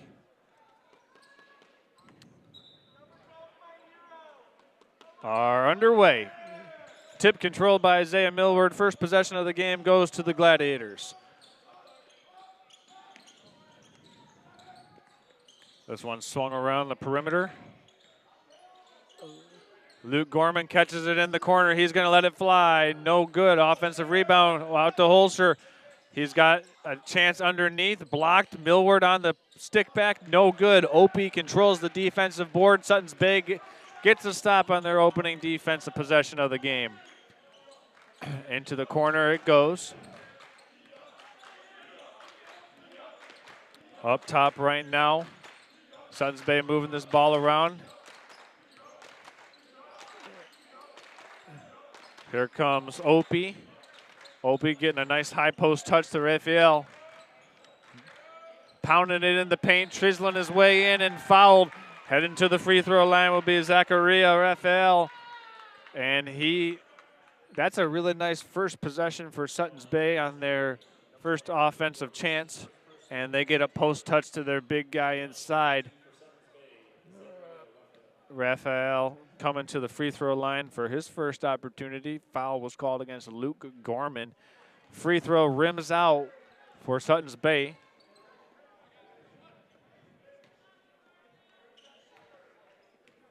Zakaria trying to make good at the free throw line, and he does with a nice friendly roll, and he'll put the Norse up 1-0. Zakaria Raphael scoring the first point of the game. This one's caught by Luke Gorman. Had some steam on it. He's going to drive down the middle. No good. Millward with the offensive putback. No good. Stick. And it's passed around the three-point arc. No good. Rebound controlled by Gorman. That is the 4th offensive rebound for the Gladiators. No good. Millward inside. Fouled by Raphael. 5 offensive rebounds so far for the Traverse City St. Francis Gladiators. Has allowed them to really just kind of stay afloat here offensively. Shots have not been falling, but the offensive glass has been being crashed, as this will be the first free throw attempts of the game for the Gladiators. Isaiah Millward puts the Gladiators on the board, and we're tied up at 1.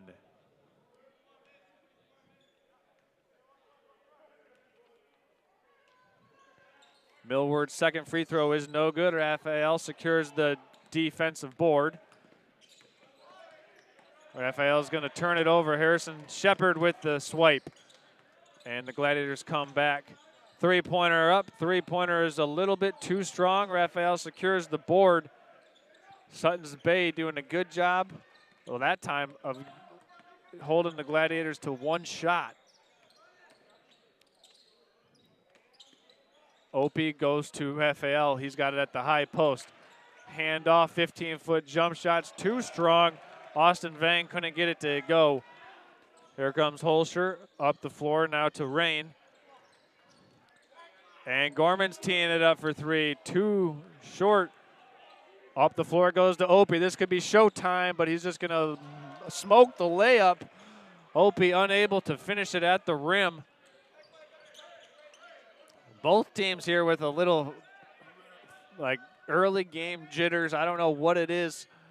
Maybe a long weekend. Both teams with a couple of snow days last week didn't have opportunities to practice very much. Let's see if they can get it settled in here as Holschel's going to Euro step through the paint, score it off the glass. And that's the first points of the game for Mason Holscher. We've got a push foul called against Isaiah Millward. And if that actually should be his first personal foul, second team foul for the Gladiators. Here comes Vang.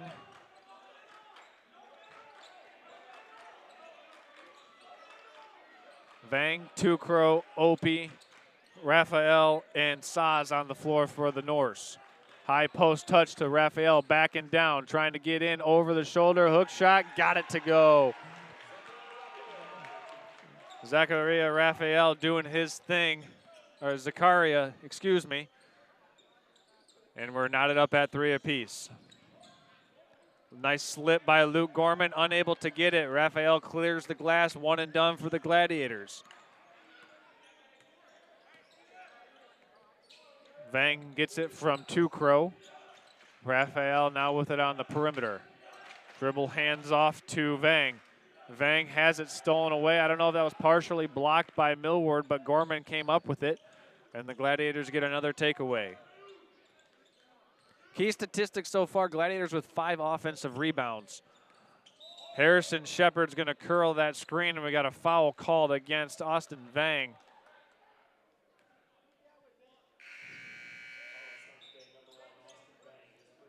First personal foul against Vang, second against the Norse. Still knotted up at 3 apiece. 4 minutes, 10 seconds to play in the opening quarter. Harrison Shepard inbound. And looks like that might have been deflected off Opie's toe.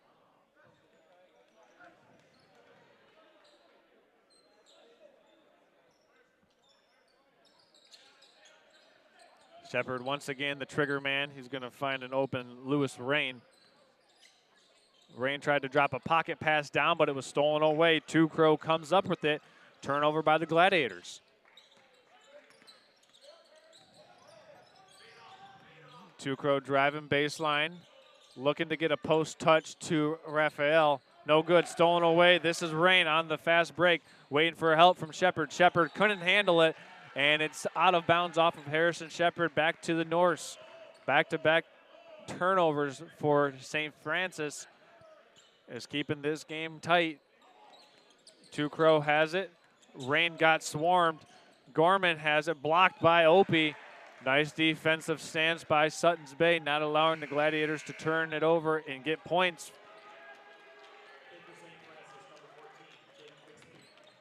We got Jake Bixby now checking into the game. Second man off the bench for the Gladiators. This is the second substitute. Suttons Bay has not subbed yet in this game. Harrison Shepard catches it underneath, going up through the trees, and he scores it. First basket of the contest for Harrison Shepard, and the Gladiators go up by a bucket. Tukro has it, sets his feet, fires, too short. Rebounded, fought for. The possession error will favor the Norse via a hell ball, and it'll stay right here on this side of the floor. Suttons Bay got a nice look at a 3. Uriah Tukro just wasn't able to knock it down.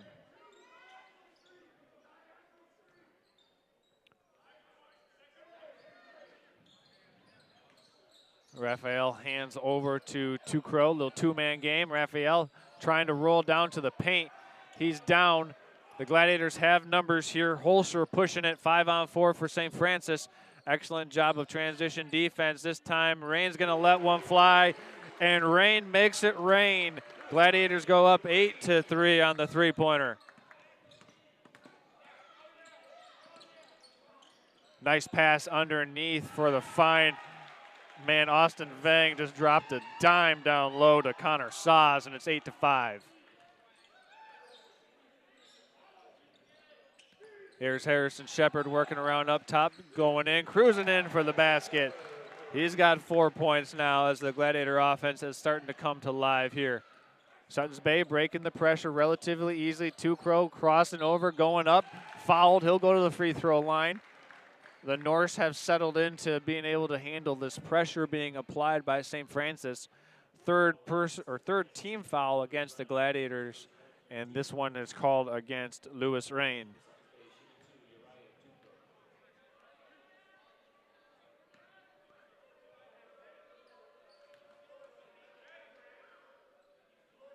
First free throw for Two Crows, no good.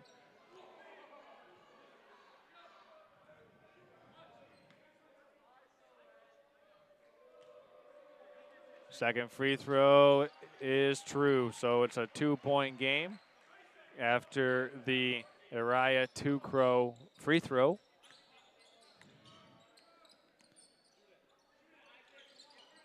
Harrison Shepard on the dribble handoff over to Holschel. He'll fire it. He got it. Three-pointer down by Mason Holscher.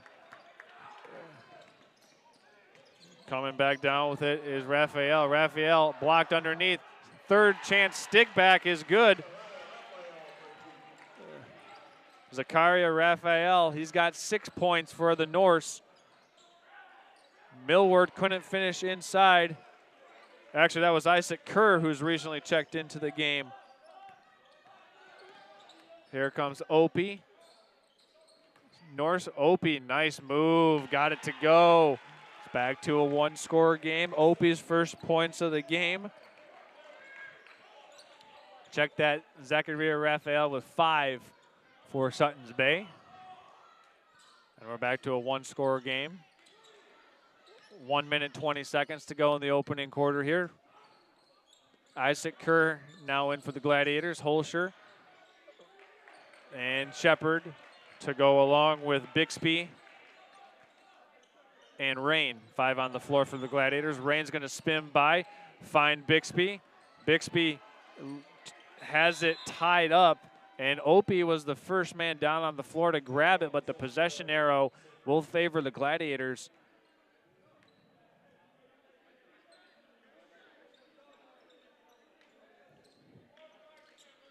First game of the year for Traverse City St. Francis. Third game of the year for Suttons Bay. This one is inbounded to Isaac Kerr. He'll take the 12-foot jump shot. Got his own miss and goes up with it and scores it. So Isaac Kerr's in the scorer's book with a made field goal. Opie bringing it up the floor for Suttons Bay and dribbles it off of his leg. There's a turnover. The Gladiators now will have an opportunity for the last shot of this quarter, up by a handful with 41 seconds remaining.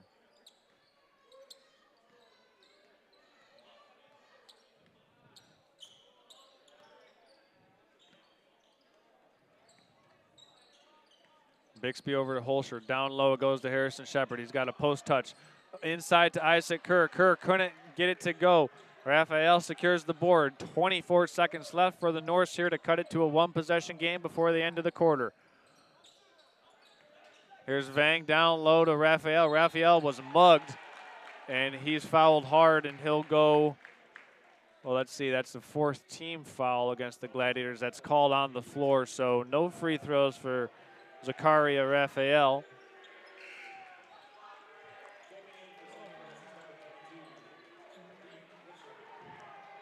Checking in for the Gladiators is number 22, Reef Wichern. He'll replace Mason Holscher. Inside it goes to Raphael. Nice spin move coming back to his left hand and finishes at the rim. Nice move by the big man. Raphael's got 7 points to lead the Norse. There's a nice runner before the buzzer by Jake Bixby. And the Gladiators take a 5-point lead to the quarter break. We're going to go ahead and step aside here. Don't go anywhere, folks. Looks like we've got a really good game brewing here between the Suttons Bay Norse and the Traverse City St. Francis Gladiators. We'll step aside and be back on the other side of this with second quarter action. Twin Bay Dock's exclusive diamond pattern is stylish to complement your waterfront property. It's quality built to last a lifetime. Engineered to be stronger, our non-skid surface stays cool to the touch, and we offer a full line of dock accessories, including kayak and supboard racks. To see all we have to offer, visit our website to find a dealer near you. Twin Bay Docks, simply exceptional quality.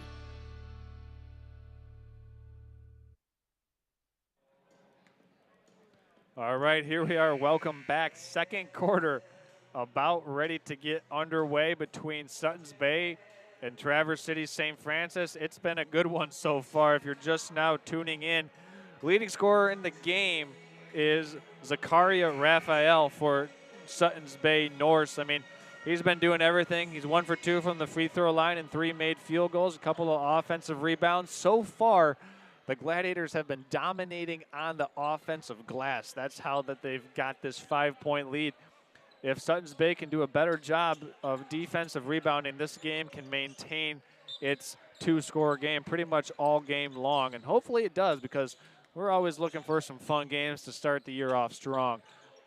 And this one goes right through the hands of Uriah Tukro, so there's a turnover on the opening possession. Gladiators get a stop, and now an opportunity to make it a 3-point or 3-score game with a basket.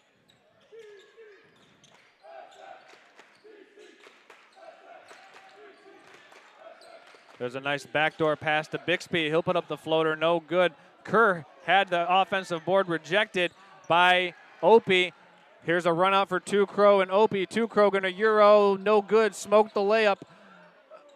The Norse have missed 2 wide open layups in this game. It could be much closer had they been able to get them, but there's Tukro on the swipe back, has it blocked at the rim. Nice play by Lewis Rain. This game is really starting to heat up right now. Bixby probes the paint. Up top it goes for Millward, but the Gladiators having a hard time finishing at the rim right now. Both teams actually having a hard time finishing at the rim. Here comes Opie putting his head down, has it stolen, taken right out of his hands by Bixby. Bixby loses it and then wipes out. Wow. Austin Van got taken out like a bowling pin right there by Bixby. Hope he's okay. That's the first foul against. Let's see. I don't know what the foul was called on there, but it should have been called against Bixby. That's his first foul. Suttons Bay gets it back. Wild start to this second quarter. There's a ball that's deflected into the hands of Zakaria Raphael. Or Zakaria Raphael backing down, spin move off the glass, fouled. He'll go to the line. Zakaria Raphael really putting it all out right now for the Norse. The question, in my opinion, is can Suttons Bay maintain this level of physicality, given the fact that they haven't subbed one time yet in this game, as Zakaria's first free throw is no good. And that might be the story of this game. Does the bench wear down, the bench for St. Francis, I should say, wear down this Norse team, who does not have a lot of depth? Zakaria's second free throw is good.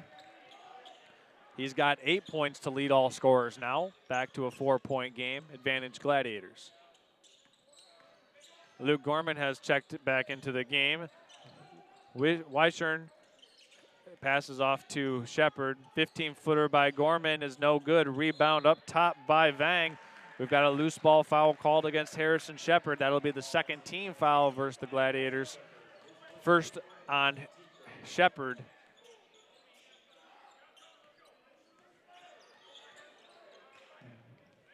Here's Grayson Opie bringing the ball up against Harrison Shepard. Almost loses it. He's trapped in the corner. This one's thrown away in the backcourt. Trying to track it down is Lewis Rain, and he's unable to do so.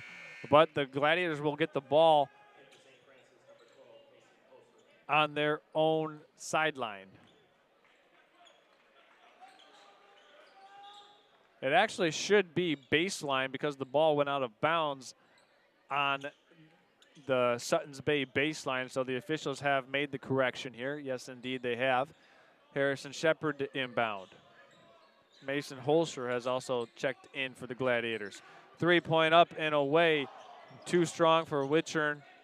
Opie with the defensive board. Suttons Bay doing a better job on the defensive glass right now, as there's a little, I don't want to say a chintzy foul, but a shoulder check called. Wichern is going to pick up the personal foul. Already 4 personal fouls so far for St. Francis in this second quarter. On the next foul, Suttons Bay will be in the 2-shot bonus the rest of the way. Opie spinning his way into the paint, kicks it out to Crow. Little two-man game. Harrison Shepard a little bit too aggressive, and that'll put Uriah Crow on the free throw line, and the Norse will be in the double bonus penalty for the remainder of this quarter, which includes 5 minutes and 43 seconds. That is just over-aggression there at its finest by Traverse City St. Francis. You don't want to put an opponent on the free throw line, especially an opponent who doesn't have a lot of depth. Now each time you foul, the Norse will go to the line for 2 free throws and have an opportunity to catch their breath and let these players that are going to play a lot of minutes for Suttons Bay, really have an opportunity to get their legs back underneath them each time they go to the free throw line.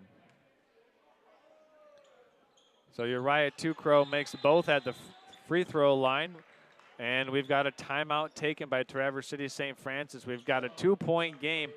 Suttons Bay has started this second quarter on a 3-0 run. It was 17-12 at the end of the first quarter break.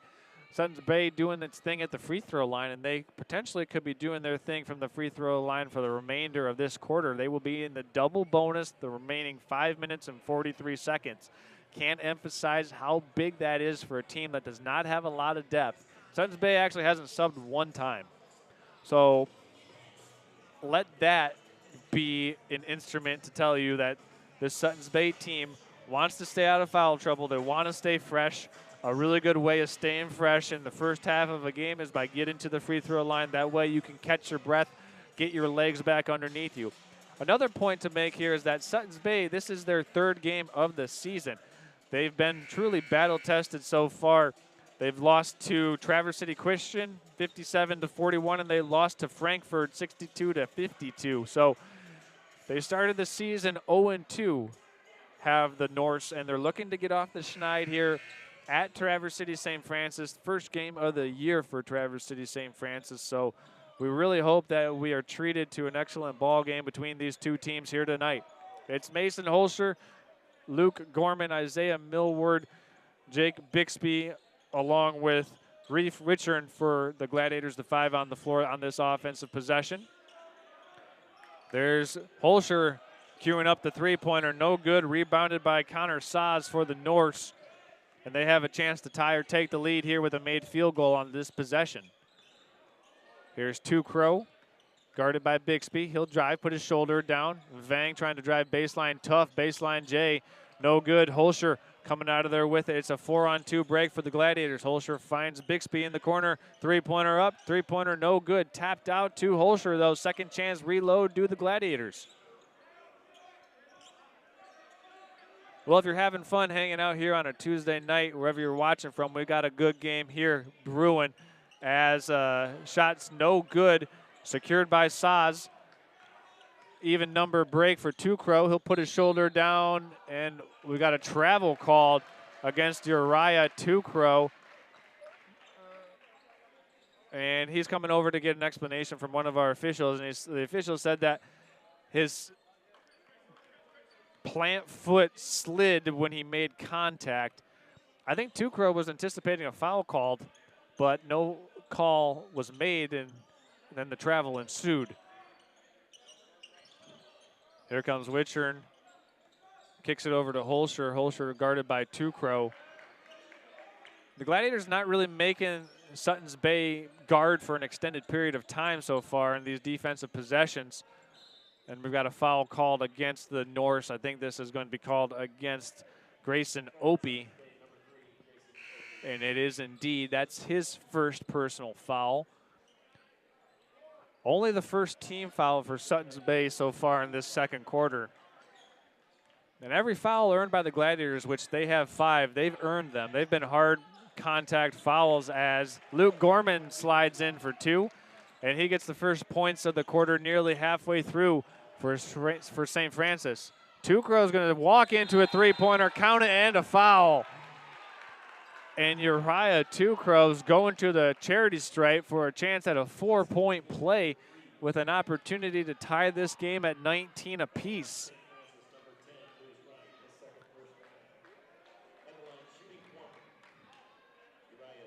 Lewis Rand picks up the personal foul.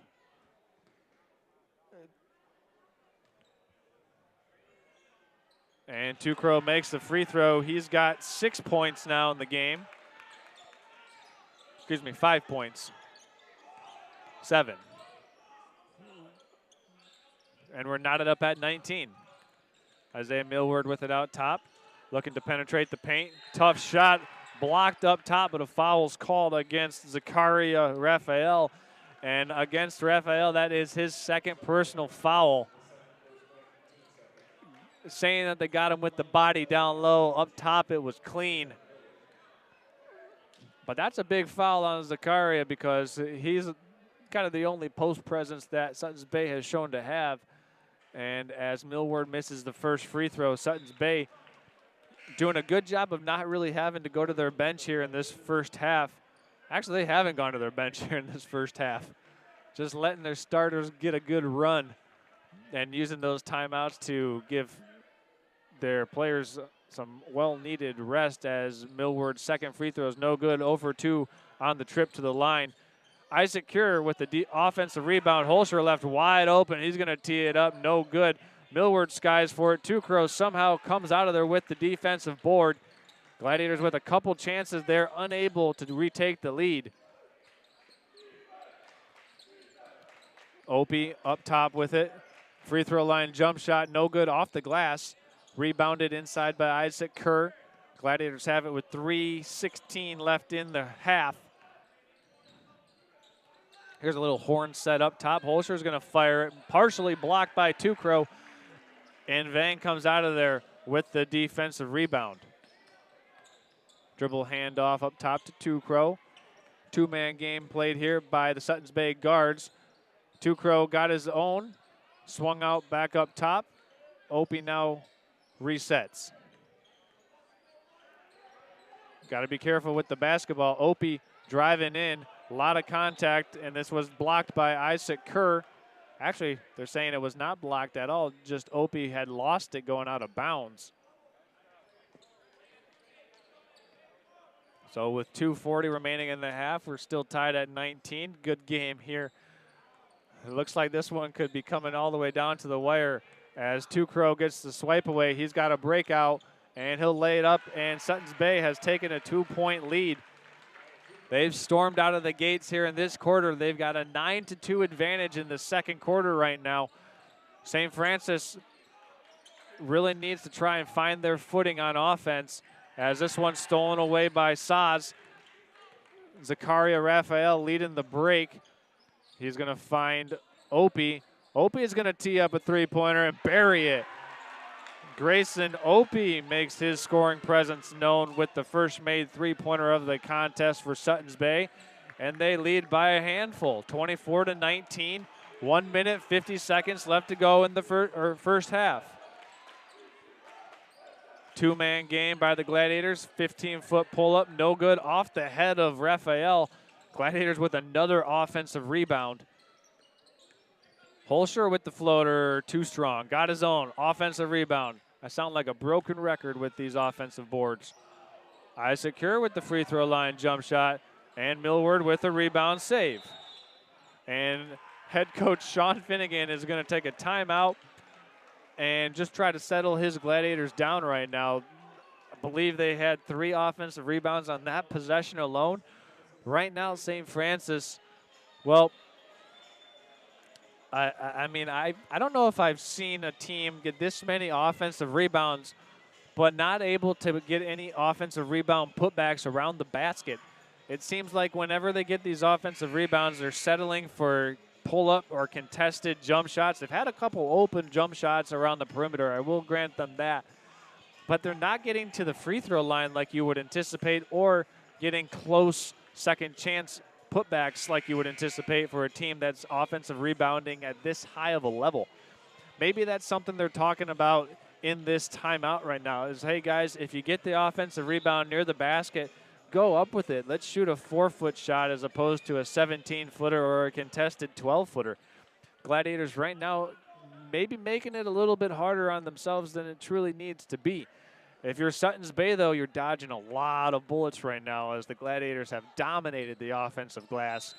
And if they haven't, you know, the Suttons Bay could be in much better position if the Gladiators haven't had this offensive rebounding game, as there's Isaiah Millward getting the and one hoop and the foul. He'll go to the free throw line, and for Isaiah Millward, that is his 5th point of the game. Excuse me, 3rd point of the game. Looking for the old-fashioned three-point play here at the charity stripe. This is Isaiah Millward on that out-of-timeout play call. Opie soars for the defensive rebound. We got 1 minute and 13 seconds left to go here in the opening half. A little pick and roll. Saz kicks it out to the corner for Tukro. He'll let a 3 fly short off the front rim. Rebounded by Isaac Kerr. And this one's thrown away by the Gladiators. Turnover in the backcourt. Little miscommunication there between Kerr and Holscher. So Suttons Bay will get it back. Here's Opie sizing up Millward. Opie now backing into the paint. Turnaround shot blocked by Millward.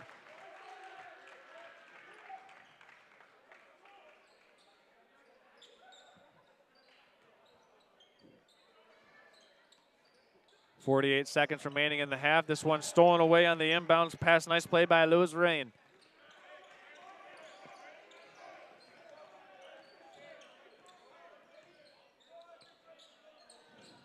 Bixby and Holscher on the floor. 2 sophomores for the Gladiators.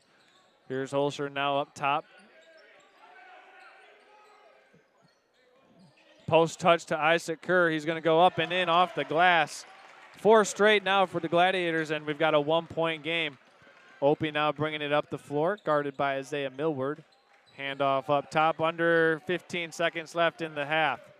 Millward loses it, stolen away. Nice hands on the deflection. Isaac Kerr came out of there with it. Gladiators can take the lead here with a field goal before half. Driving baseline, reverse layup, no good off the reverse for Lewis Ryan, and that's how we will end this first half with the Suttons Bay Norse up by 1, 24-23 over the Traverse City St. Francis Gladiators after 2 quarters of play. We're going to go ahead, step aside. When we come back, we'll have our first half analysis, break down the scoring from the first half, and also look ahead at what we anticipate seeing in the second half. Don't go anywhere, folks.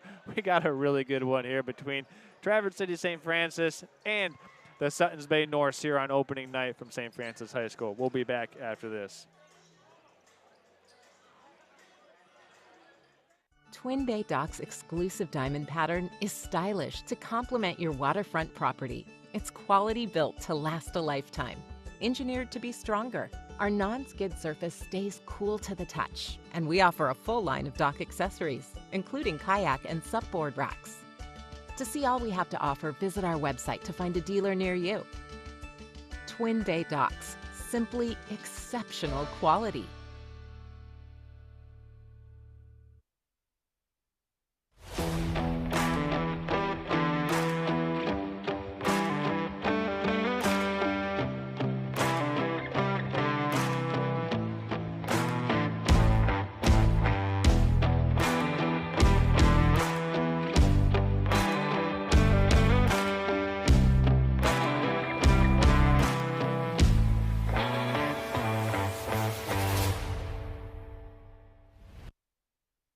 American Liner Systems, they have 3 main goals in mind. They want to do the best possible job for their customers, ensure farm and industrial safety, and protect the environment all at the same time. No matter how big or small your job site or farm is, they have many eco-safe solutions like machinery catch basins, fuel and chemical storage, manure lagoons, fertilizer containment solutions, equipment maintenance pads, and so much more. To keep our fresh water clean and our forests green, visit AmericanLinerSystems.com or call 231-258-4200 for a free quote so you can protect tomorrow's environment today. Now's the time to fly from your Northern Michigan hometown Cherry Capital Airport, TVC. TVC Airport will get you to your dream destination anywhere in the world. Visit tvcairport.com now.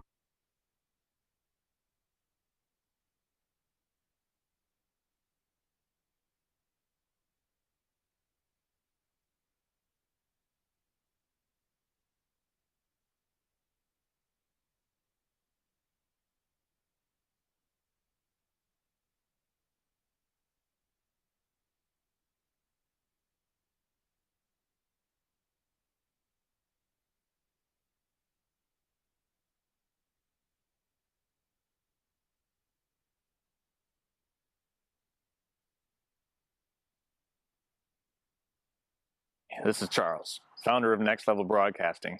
Interested in advertising on our channel? Get a hold of us, and next week, this commercial could be yours.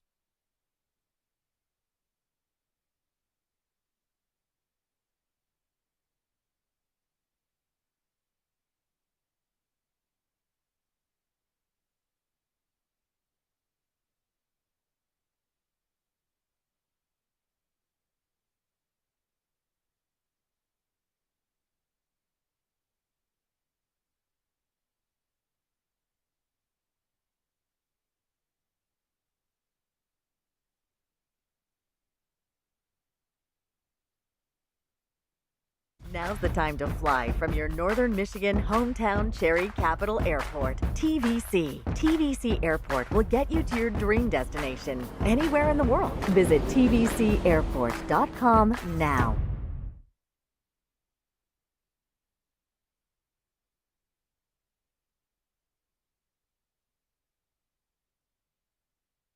This is Charles, founder of Next Level Broadcasting.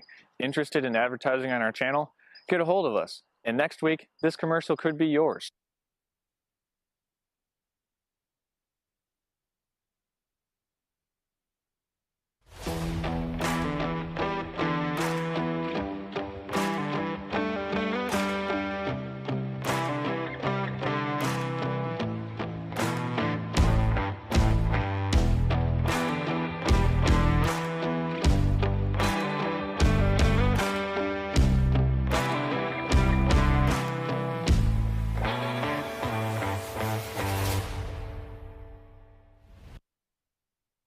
Now's the time to fly from your Northern Michigan hometown Cherry Capital Airport, TVC. TVC Airport will get you to your dream destination anywhere in the world. Visit tvcairport.com now.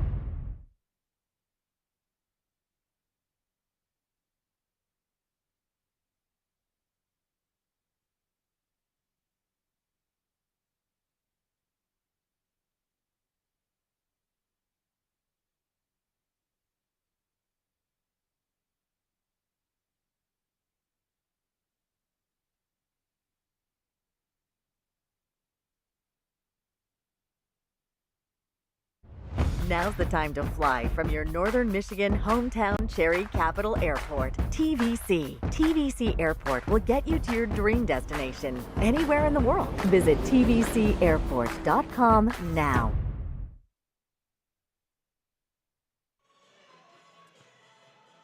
All right, here we are. Welcome into the Traverse City Cherry Capital Airport halftime show. We have officially 4 minutes until we resume play in the second half of action. Well, if you're just now tuning in, it's a 24-23 point lead, a 1 point advantage for Suttons Bay at halftime. Ladies and gentlemen, if you're just now tuning in, we thank you for making us a part of your Tuesday festivities, wherever you're tuning in from. Thanks for just hanging out, watching a little high school basketball. Don't know where else we'd rather be on a Tuesday night in Northern Michigan in December 10th, as this is the opening night for the Traverse City St. Francis Gladiators. However, they find themselves with a 1 point halftime deficit to the Suttons Bay Norse. And for Suttons Bay, the reason why they have this 1 point advantage right now is because of that second quarter that limited the Gladiators to only 8 points in the quarter, and Suttons Bay scored 12 points in the quarter. 6 points for the Gladiators in the quarter, and Suttons Bay scored 12 in the quarter as a 17-12 lead at the end of the first quarter. Now the Norse up by 1 and an opportunity to steal a win here on opening night in a homecoming game for Norse head coach Noah Phillips, coming back to his alma mater where he played at Traverse City St. Francis High School, a graduate of 2014. The homecoming game of sorts, and it would be a sweet victory if he was able to walk out of here with a W and get the first win of the season for Suttons Bay. For Traverse City St. Francis, they do not want to see that happen. They need to do a better job of executing offense and a better job of finishing on the or at the rim when they get these offensive rebound opportunities. I mean, so far the Norse have gifted the Gladiators numerous amounts of offensive rebounds, and the Gladiators have not done a good job of turning those offensive rebounds, those second, third, sometimes even fourth opportunities into points. those are empty calories if you're unable to convert those offensive rebounds into points, because if you're unable to convert them, then you're missing shots to get them, and then if you're just missing more shots, then you're not scoring baskets. And for Suttons Bay, they really came out hot. They established Zakaria Raphael in the paint early and often in this game. He does have 2 fouls, but he is leading the way in terms of points scored for the Norse with 8 points to his tally. He's the second leading scorer for Suttons Bay. Uriah Tukrow has 9 points, and Tukrow did the bulk of that scoring in the second quarter.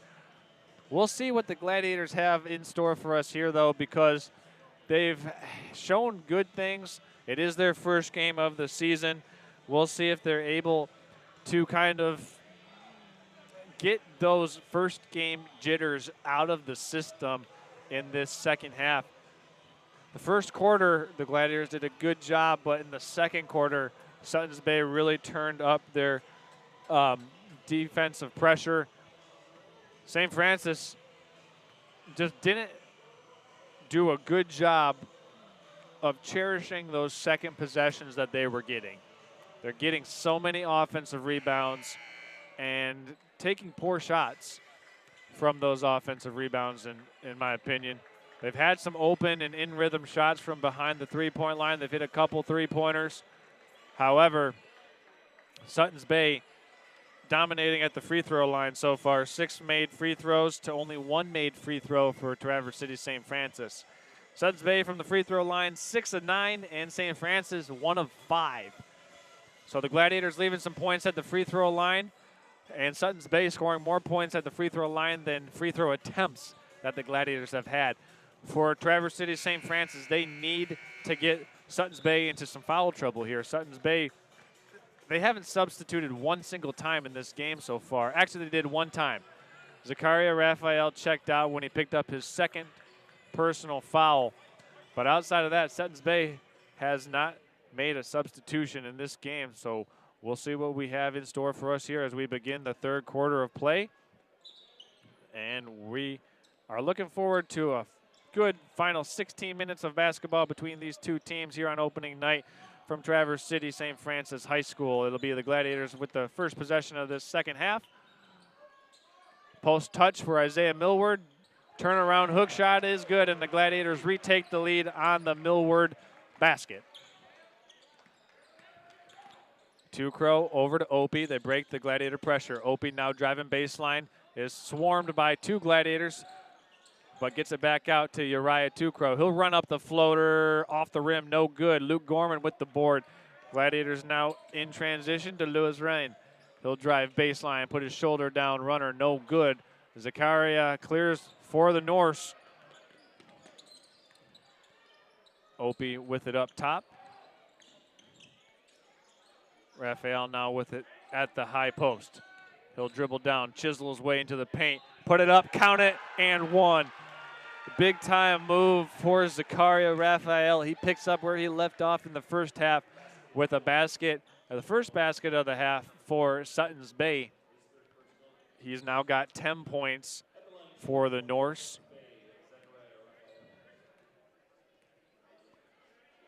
Raphael's free throw is good. And Suttons Bay now 7 of 10 from the charity stripe here, making good on those free throw attempts. And they're up by a basket. Millward with it up top, deflected out of bounds by Grayson Opie.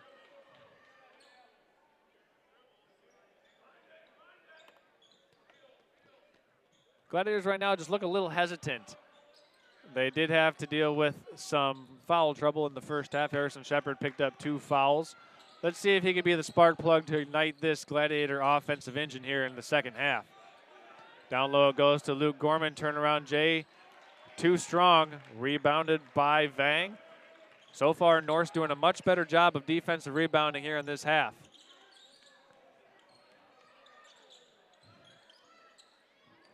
Here comes Vang.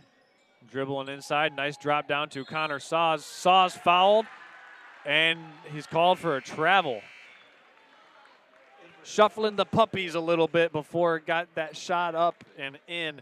Connor Saas called for the traveling violation, and that is a monumental call right there, ladies and gentlemen, because if he's able to get that one to go, it could potentially be a 5-point game with another made free throw, but it's a turnover going back toward the Gladiators. Here's Ryan looking for a post touch. Gladiators trying to go high-low. They get it to Millward. Left-hand turn. Banker is good. And Isaiah Millward has all 4 points for the Gladiators here in this third quarter. And we've got a foul called against Mason Holscher in the backcourt. That's the second team foul for the Gladiators.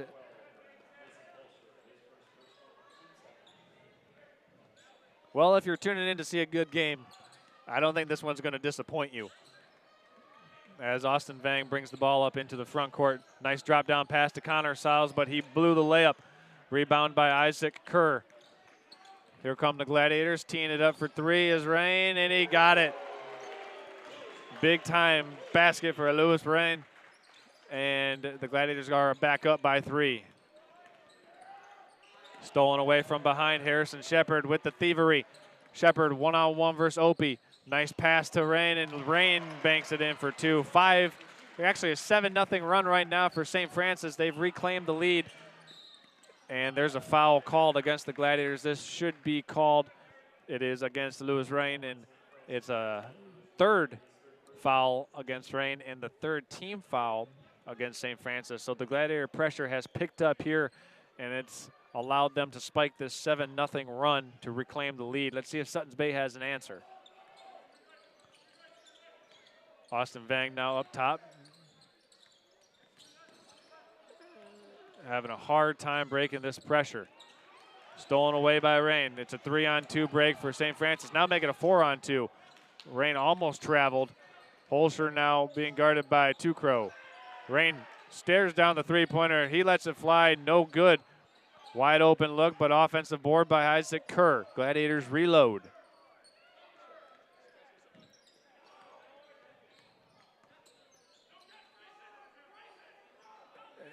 Oh, nice play.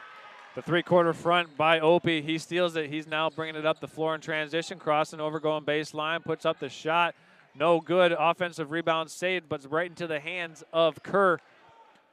Zakaria Raphael tried to get that one, but just couldn't secure it. Big possession here for the Gladiators. Chance to go up by 3 scores. Millward with it up top.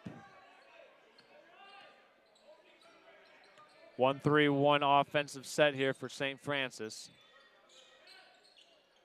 Harrison Shepard catches, drives. Left-handed layup against Vang, no good. Tapped out of bounds. It'll be Gladiator basketball. Baseline out of bounds. Checking into the game for Suttons Bay is Nico Franco, replacing Connor Saas. Coming in for St. Francis is Luke Gorman, replacing Isaiah Millward. Harrison Shepard, the trigger man here for the Gladiators, setting one up for Rain. Three-pointer up and in. So Louis Ryan rips the cords for another three-pointer. He's got 10 points now for the Gladiators. Three-pointer up by Tukrow, a little bit short. Rebound by the Gladiators. Here comes Harrison Shepard.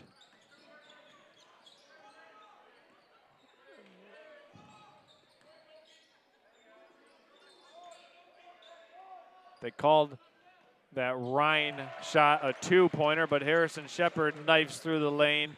And don't look now, but the Gladiators have a 9-point advantage. You think the Norse might need a timeout here soon with another basket. Here's Luke Gorman on a run out. Vang with the defense, and the Norsemen are now down by 11.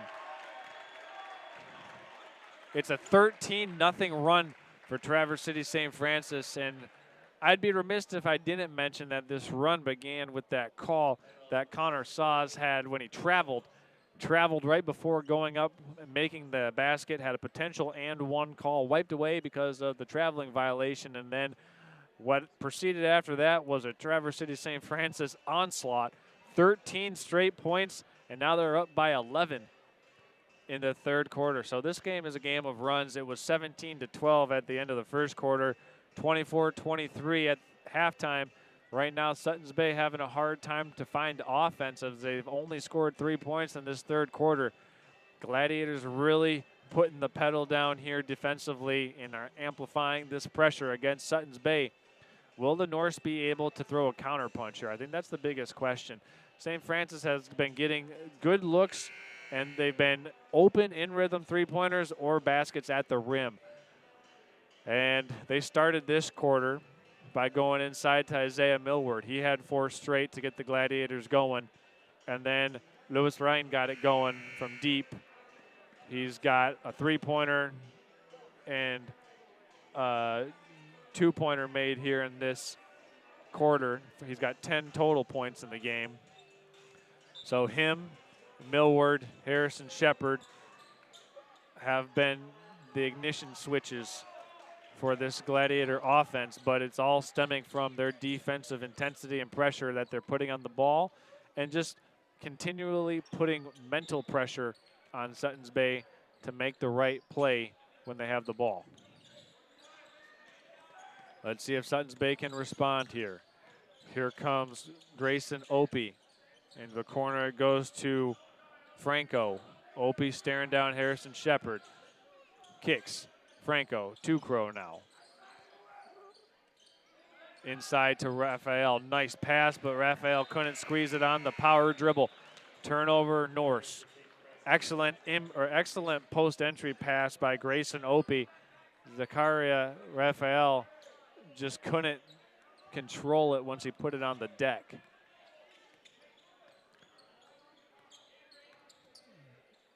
Here come the Gladiators. Trying to make this, let's see, they couldn't make it a 5-point lead, 5-score lead as Luke Gorman tees up the three, tracked down by Ryan. Ryan spinning baseline, shots up, he's fouled, got fouled by Franco. And Ryan will go to the free throw line for a pair.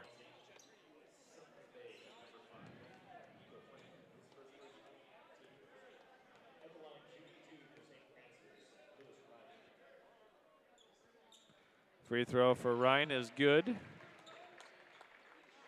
Give him 11 points now. The 11 points for Ryan leads all scorers. No good. Isaac Kerr cleaning up the offensive glass. Stick back, no good. Opie with the defensive board for the Norse. Norse down by 12. Gladiators doing a good job here in this third quarter. Harrison Shepard with the steal. Shepard going to cruise in, smoke the layup though, as Two-Crow has it for the Norse.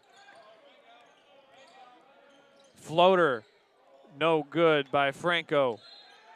And it's out of bounds off the Gladiators. It'll maintain Suttons Bay basketball here.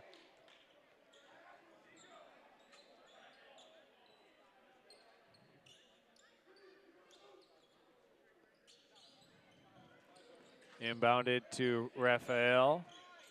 Guarded closely by Isaac Kerr. Pass stolen. Good hands by the Gladiators. Nice lead pass up ahead, but it's stolen right back by Suttons Bay. We've got a pushing foul called, however, called against Reef Wichern.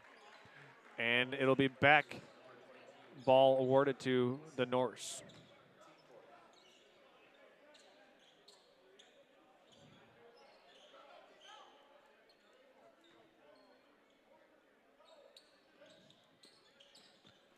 Here is Uriah Two-Crow, guarded by Reef Richern. Heavy ball pressure here applied by St. Francis. And here's a steal. Isaac Kerr has it. Now up to Luke Gorman. Luke Gorman, nice job by Harrison Shepard, shielding off Austin Vang, and Gorman scores it. 41-27 is the score. We've got a foul called against Austin Vang. An away from the play, player control foul. And that turnover will give it back to St. Francis.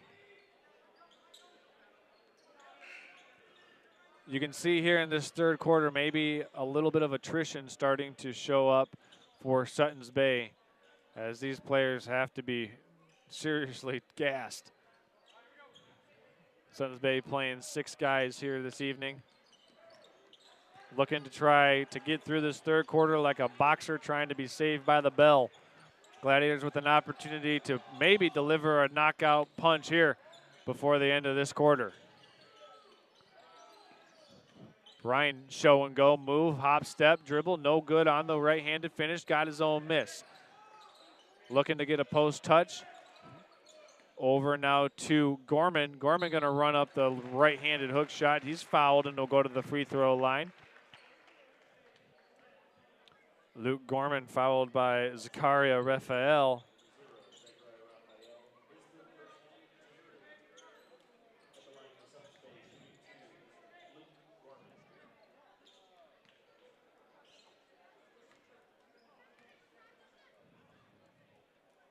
First free throw for Gorman is good. And that is the fourth made free throw for, or third made free throw for Traverse City St. Francis this evening.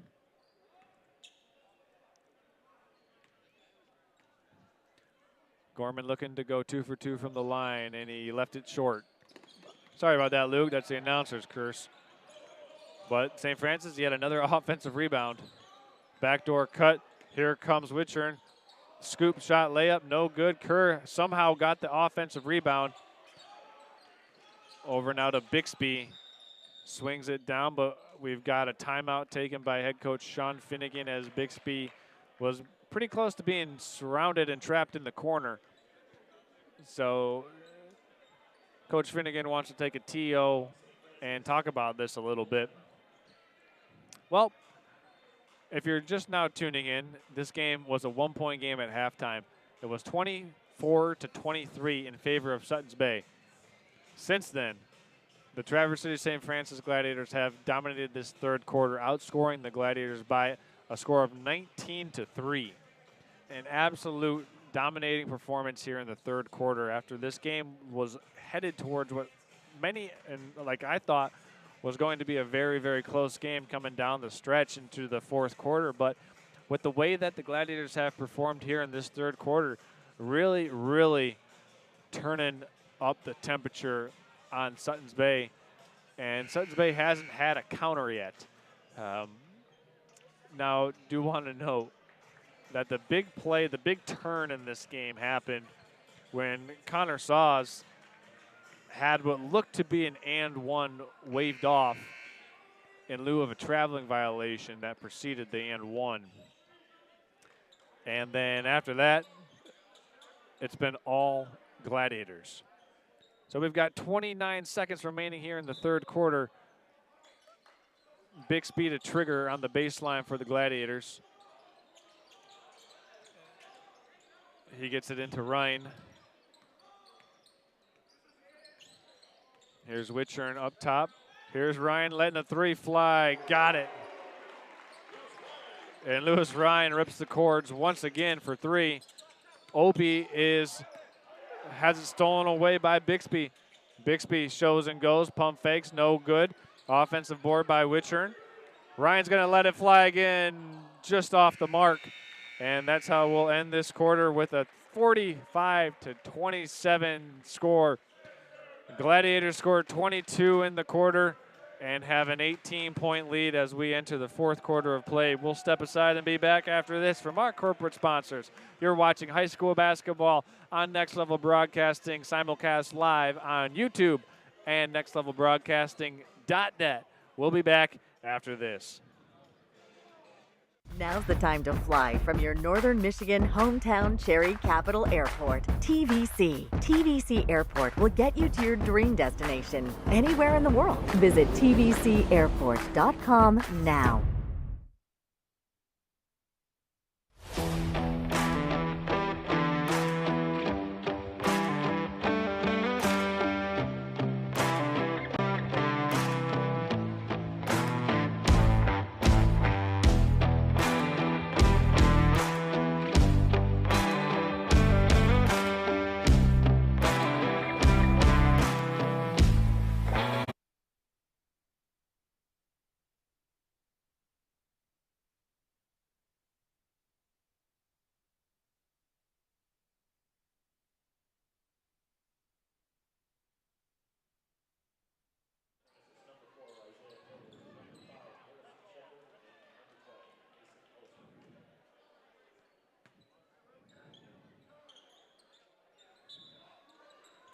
right, we're getting things underway here to start the fourth quarter. Gladiators up 45-27 over Suttons Bay. Here's Austin Vang to begin with the ball for the Norse. There's a shot, no good, but he's fouled from behind.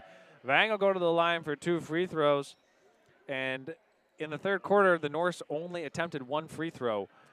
It was by Zakaria Raphael. He made it, but the Norse in the first half got to the line a lot. The Gladiators have done a better job of not fouling here in this second half so far, as Vang makes the first.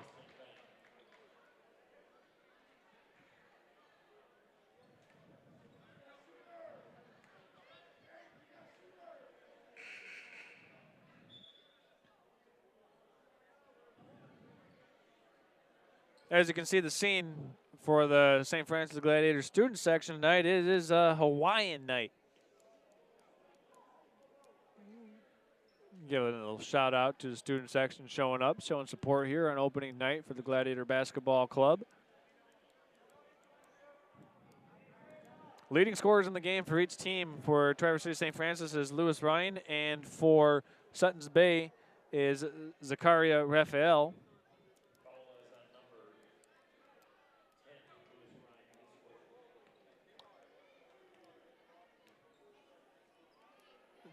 Second free throw for Vang is good, so he makes both at the free throw line. Now it's 45-29 after the free throws. Suttons Bay showing a little zone look right here, 2-3 zone. Let's see what the Gladiators have for this zone defense.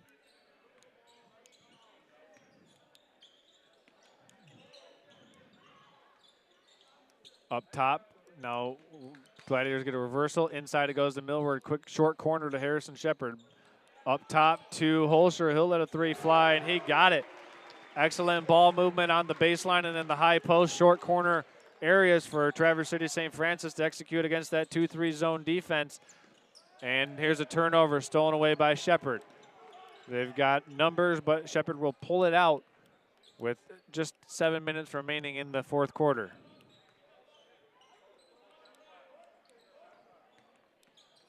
Isaiah Millward catches at the high post.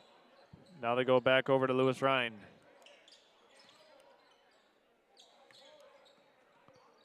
Nice backdoor cut. Millward catches it, attacks the rim, no good. Harrison Shepard somehow got the ricochet, and he scores it.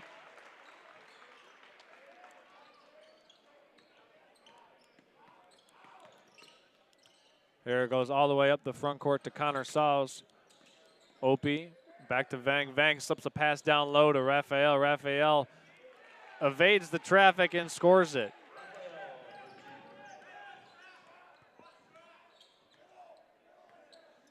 Raphael with 13 points to lead the Norse. Here's Ryan looking at a three-pointer. Woo, a little bit too strong.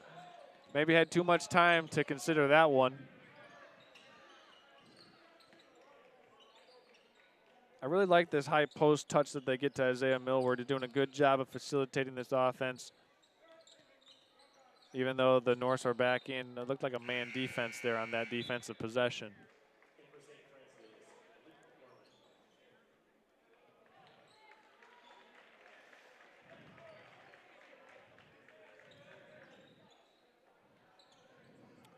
Here comes Austin Vang working against Mason Holscher. Vang pirouetting his way into the lane, has it stolen away by Luke Gorman. 3-on-2 break for the Gladiators. Harrison Shepard says, hold up, fellas, let's get a better shot here. As Holscher's going to let a 3 fly. Too strong off the rim. Rebound by Vang. Norse get a defensive stop and a rebound, and they get a timeout down by 19. 5:27 remaining to play here in the fourth quarter. We're going to keep it right here, and we're going to tell you about the Traverse City Cherry Capital Airport. All right, people, so you're starting to book those holiday getaways, whether you're going to see family or families coming to see you. Look no further when it comes time to fly than the Traverse City Cherry Capital Airport with services from American Sun Country, United, Allegiant. They can get you in and out of northern Michigan when it's time to travel this holiday season. Or if you're looking forward to a spring break getaway because, well, we've already got snow on the ground here and we've had it for about 2 weeks so far. So when we get the cabin fever and you're looking to get out of town, The Traverse City Cherry Capital Airport has got you covered, so you can fly direct to certain travel destinations like Charlotte, North Carolina, courtesy of Traverse City Cherry Capital Airport. So, well, I'm not ready to get out of the snow yet, but there may come a time when I do need a little 3 or 4 day vacation. When that time comes, I will certainly find my way through the terminal at Traverse City Cherry Capital TVC. Here we go. Let's reload here. Norse down by 19, 50-31. 5 minutes and 20 seconds left to play here in the final quarter. The St. Francis have, oh, there's a nice move by Vang, but the Gladiators have thrown a haymaker here in the second half, and the Norse are just trying to get back on their feet.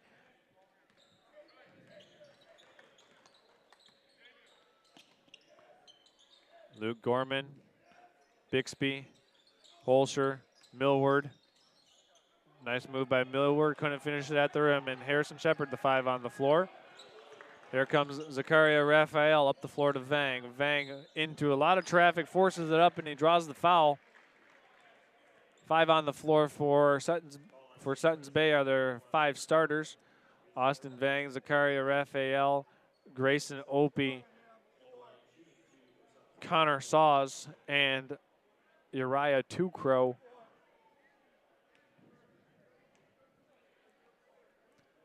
First free throw is up and no good for Vang. Vang on the contest has 2 points. Both made free throws. This one no good. And so Vang unable to get either of the free throws. That trip to the free throw line comes up empty. It's still a 19-point lead.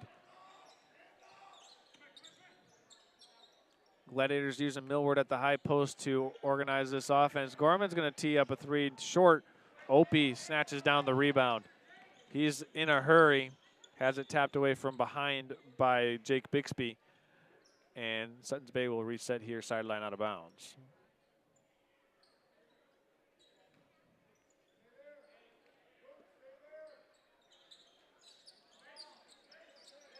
Trying to get a post touch, but was denied. A 3/4, about a half front by Isaiah Millward. Knocked that one out of bounds.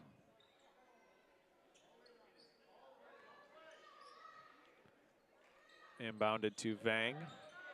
Skip pass way over the head of the intended target, Connor Saws. Saws is pretty athletic, but I don't think he would have got that one with a step ladder.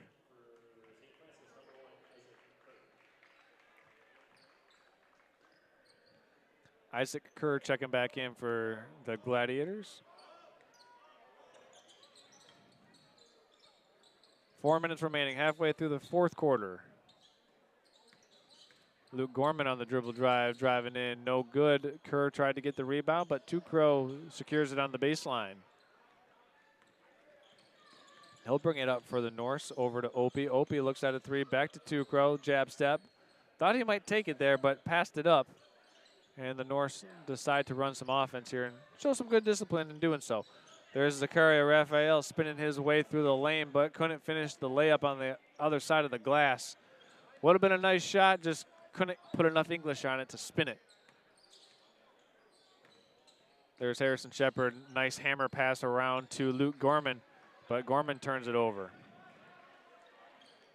Opie with it for Suttons Bay, crosses over. A little slip by Raphael, spin move inside, and gets the finish at the rim. Zakaria Raphael now, he's got 15 points for Suttons Bay. 17-point game. Holscher tries to slip a pass around, stolen away by Austin Vang. 2:45 left to go. Suttons Bay, if they got to run in them, they're going to need to cue it up right here.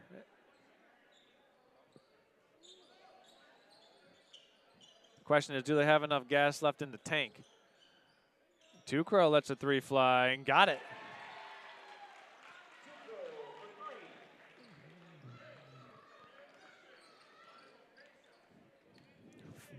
A 14-point lead now after the Tukrow made 3-pointer. Gladiators looking for a response here after 5 straight by Suttons Bay.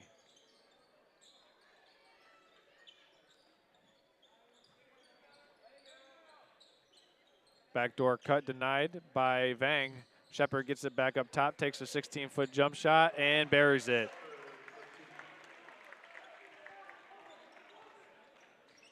Patient execution by the Gladiators there to get a good look at a shot.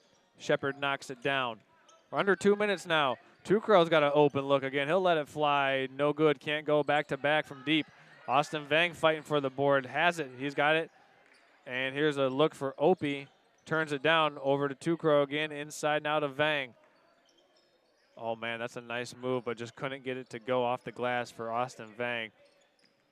Suttons Bay looks pretty tired right now, as I'm sure they are. Playing nearly the whole game, have been 5 players. Harrison Shepard looks at a 3, turns it down.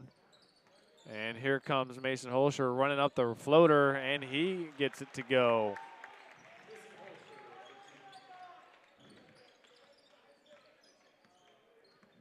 Final minute now here. Gladiators up 54-36.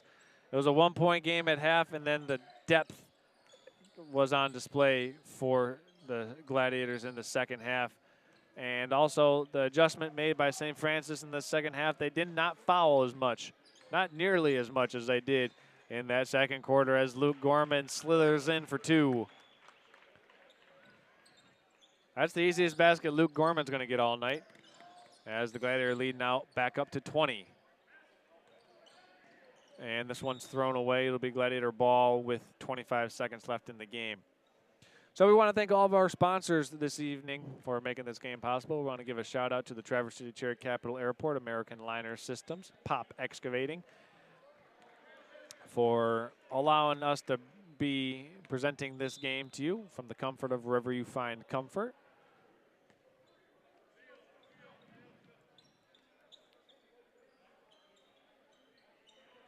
Also, if you're interested in being a part of our advertising package this year on Next Level Broadcasting, you can shoot us an email at nextlevelbroadcasting14@gmail.net if you have an inquiry about having a commercial made or just being a part of our game coverages, whether it's of Traverse City St. Francis basketball or the Northern Michigan Showcase or any game in your coverage area that you might find interest in.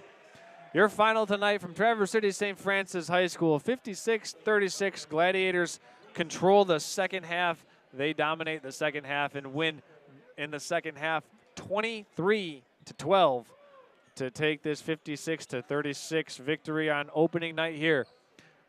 Next up, Traverse City St. Francis will play Kingsley home next Tuesday night. We'll have that game for you. It should be a good one on December 17th. So for all of our viewers tuning in, if you wouldn't mind, we would greatly appreciate it if you would like or comment or even subscribe to the YouTube or website. It would allow you to get notifications when we have scheduled games, or we'll be going live or are live with games that you might find interesting. So if you could drop a like, leave a comment, or subscribe, that would be greatly appreciated. For our production crew here, we are saying good night from St. Francis High School. For myself, Charles Strail, our executive producer, Jessica Alcorn, and our head of videography, Skylar, we say thank you, and until next time, ladies and gentlemen, good night.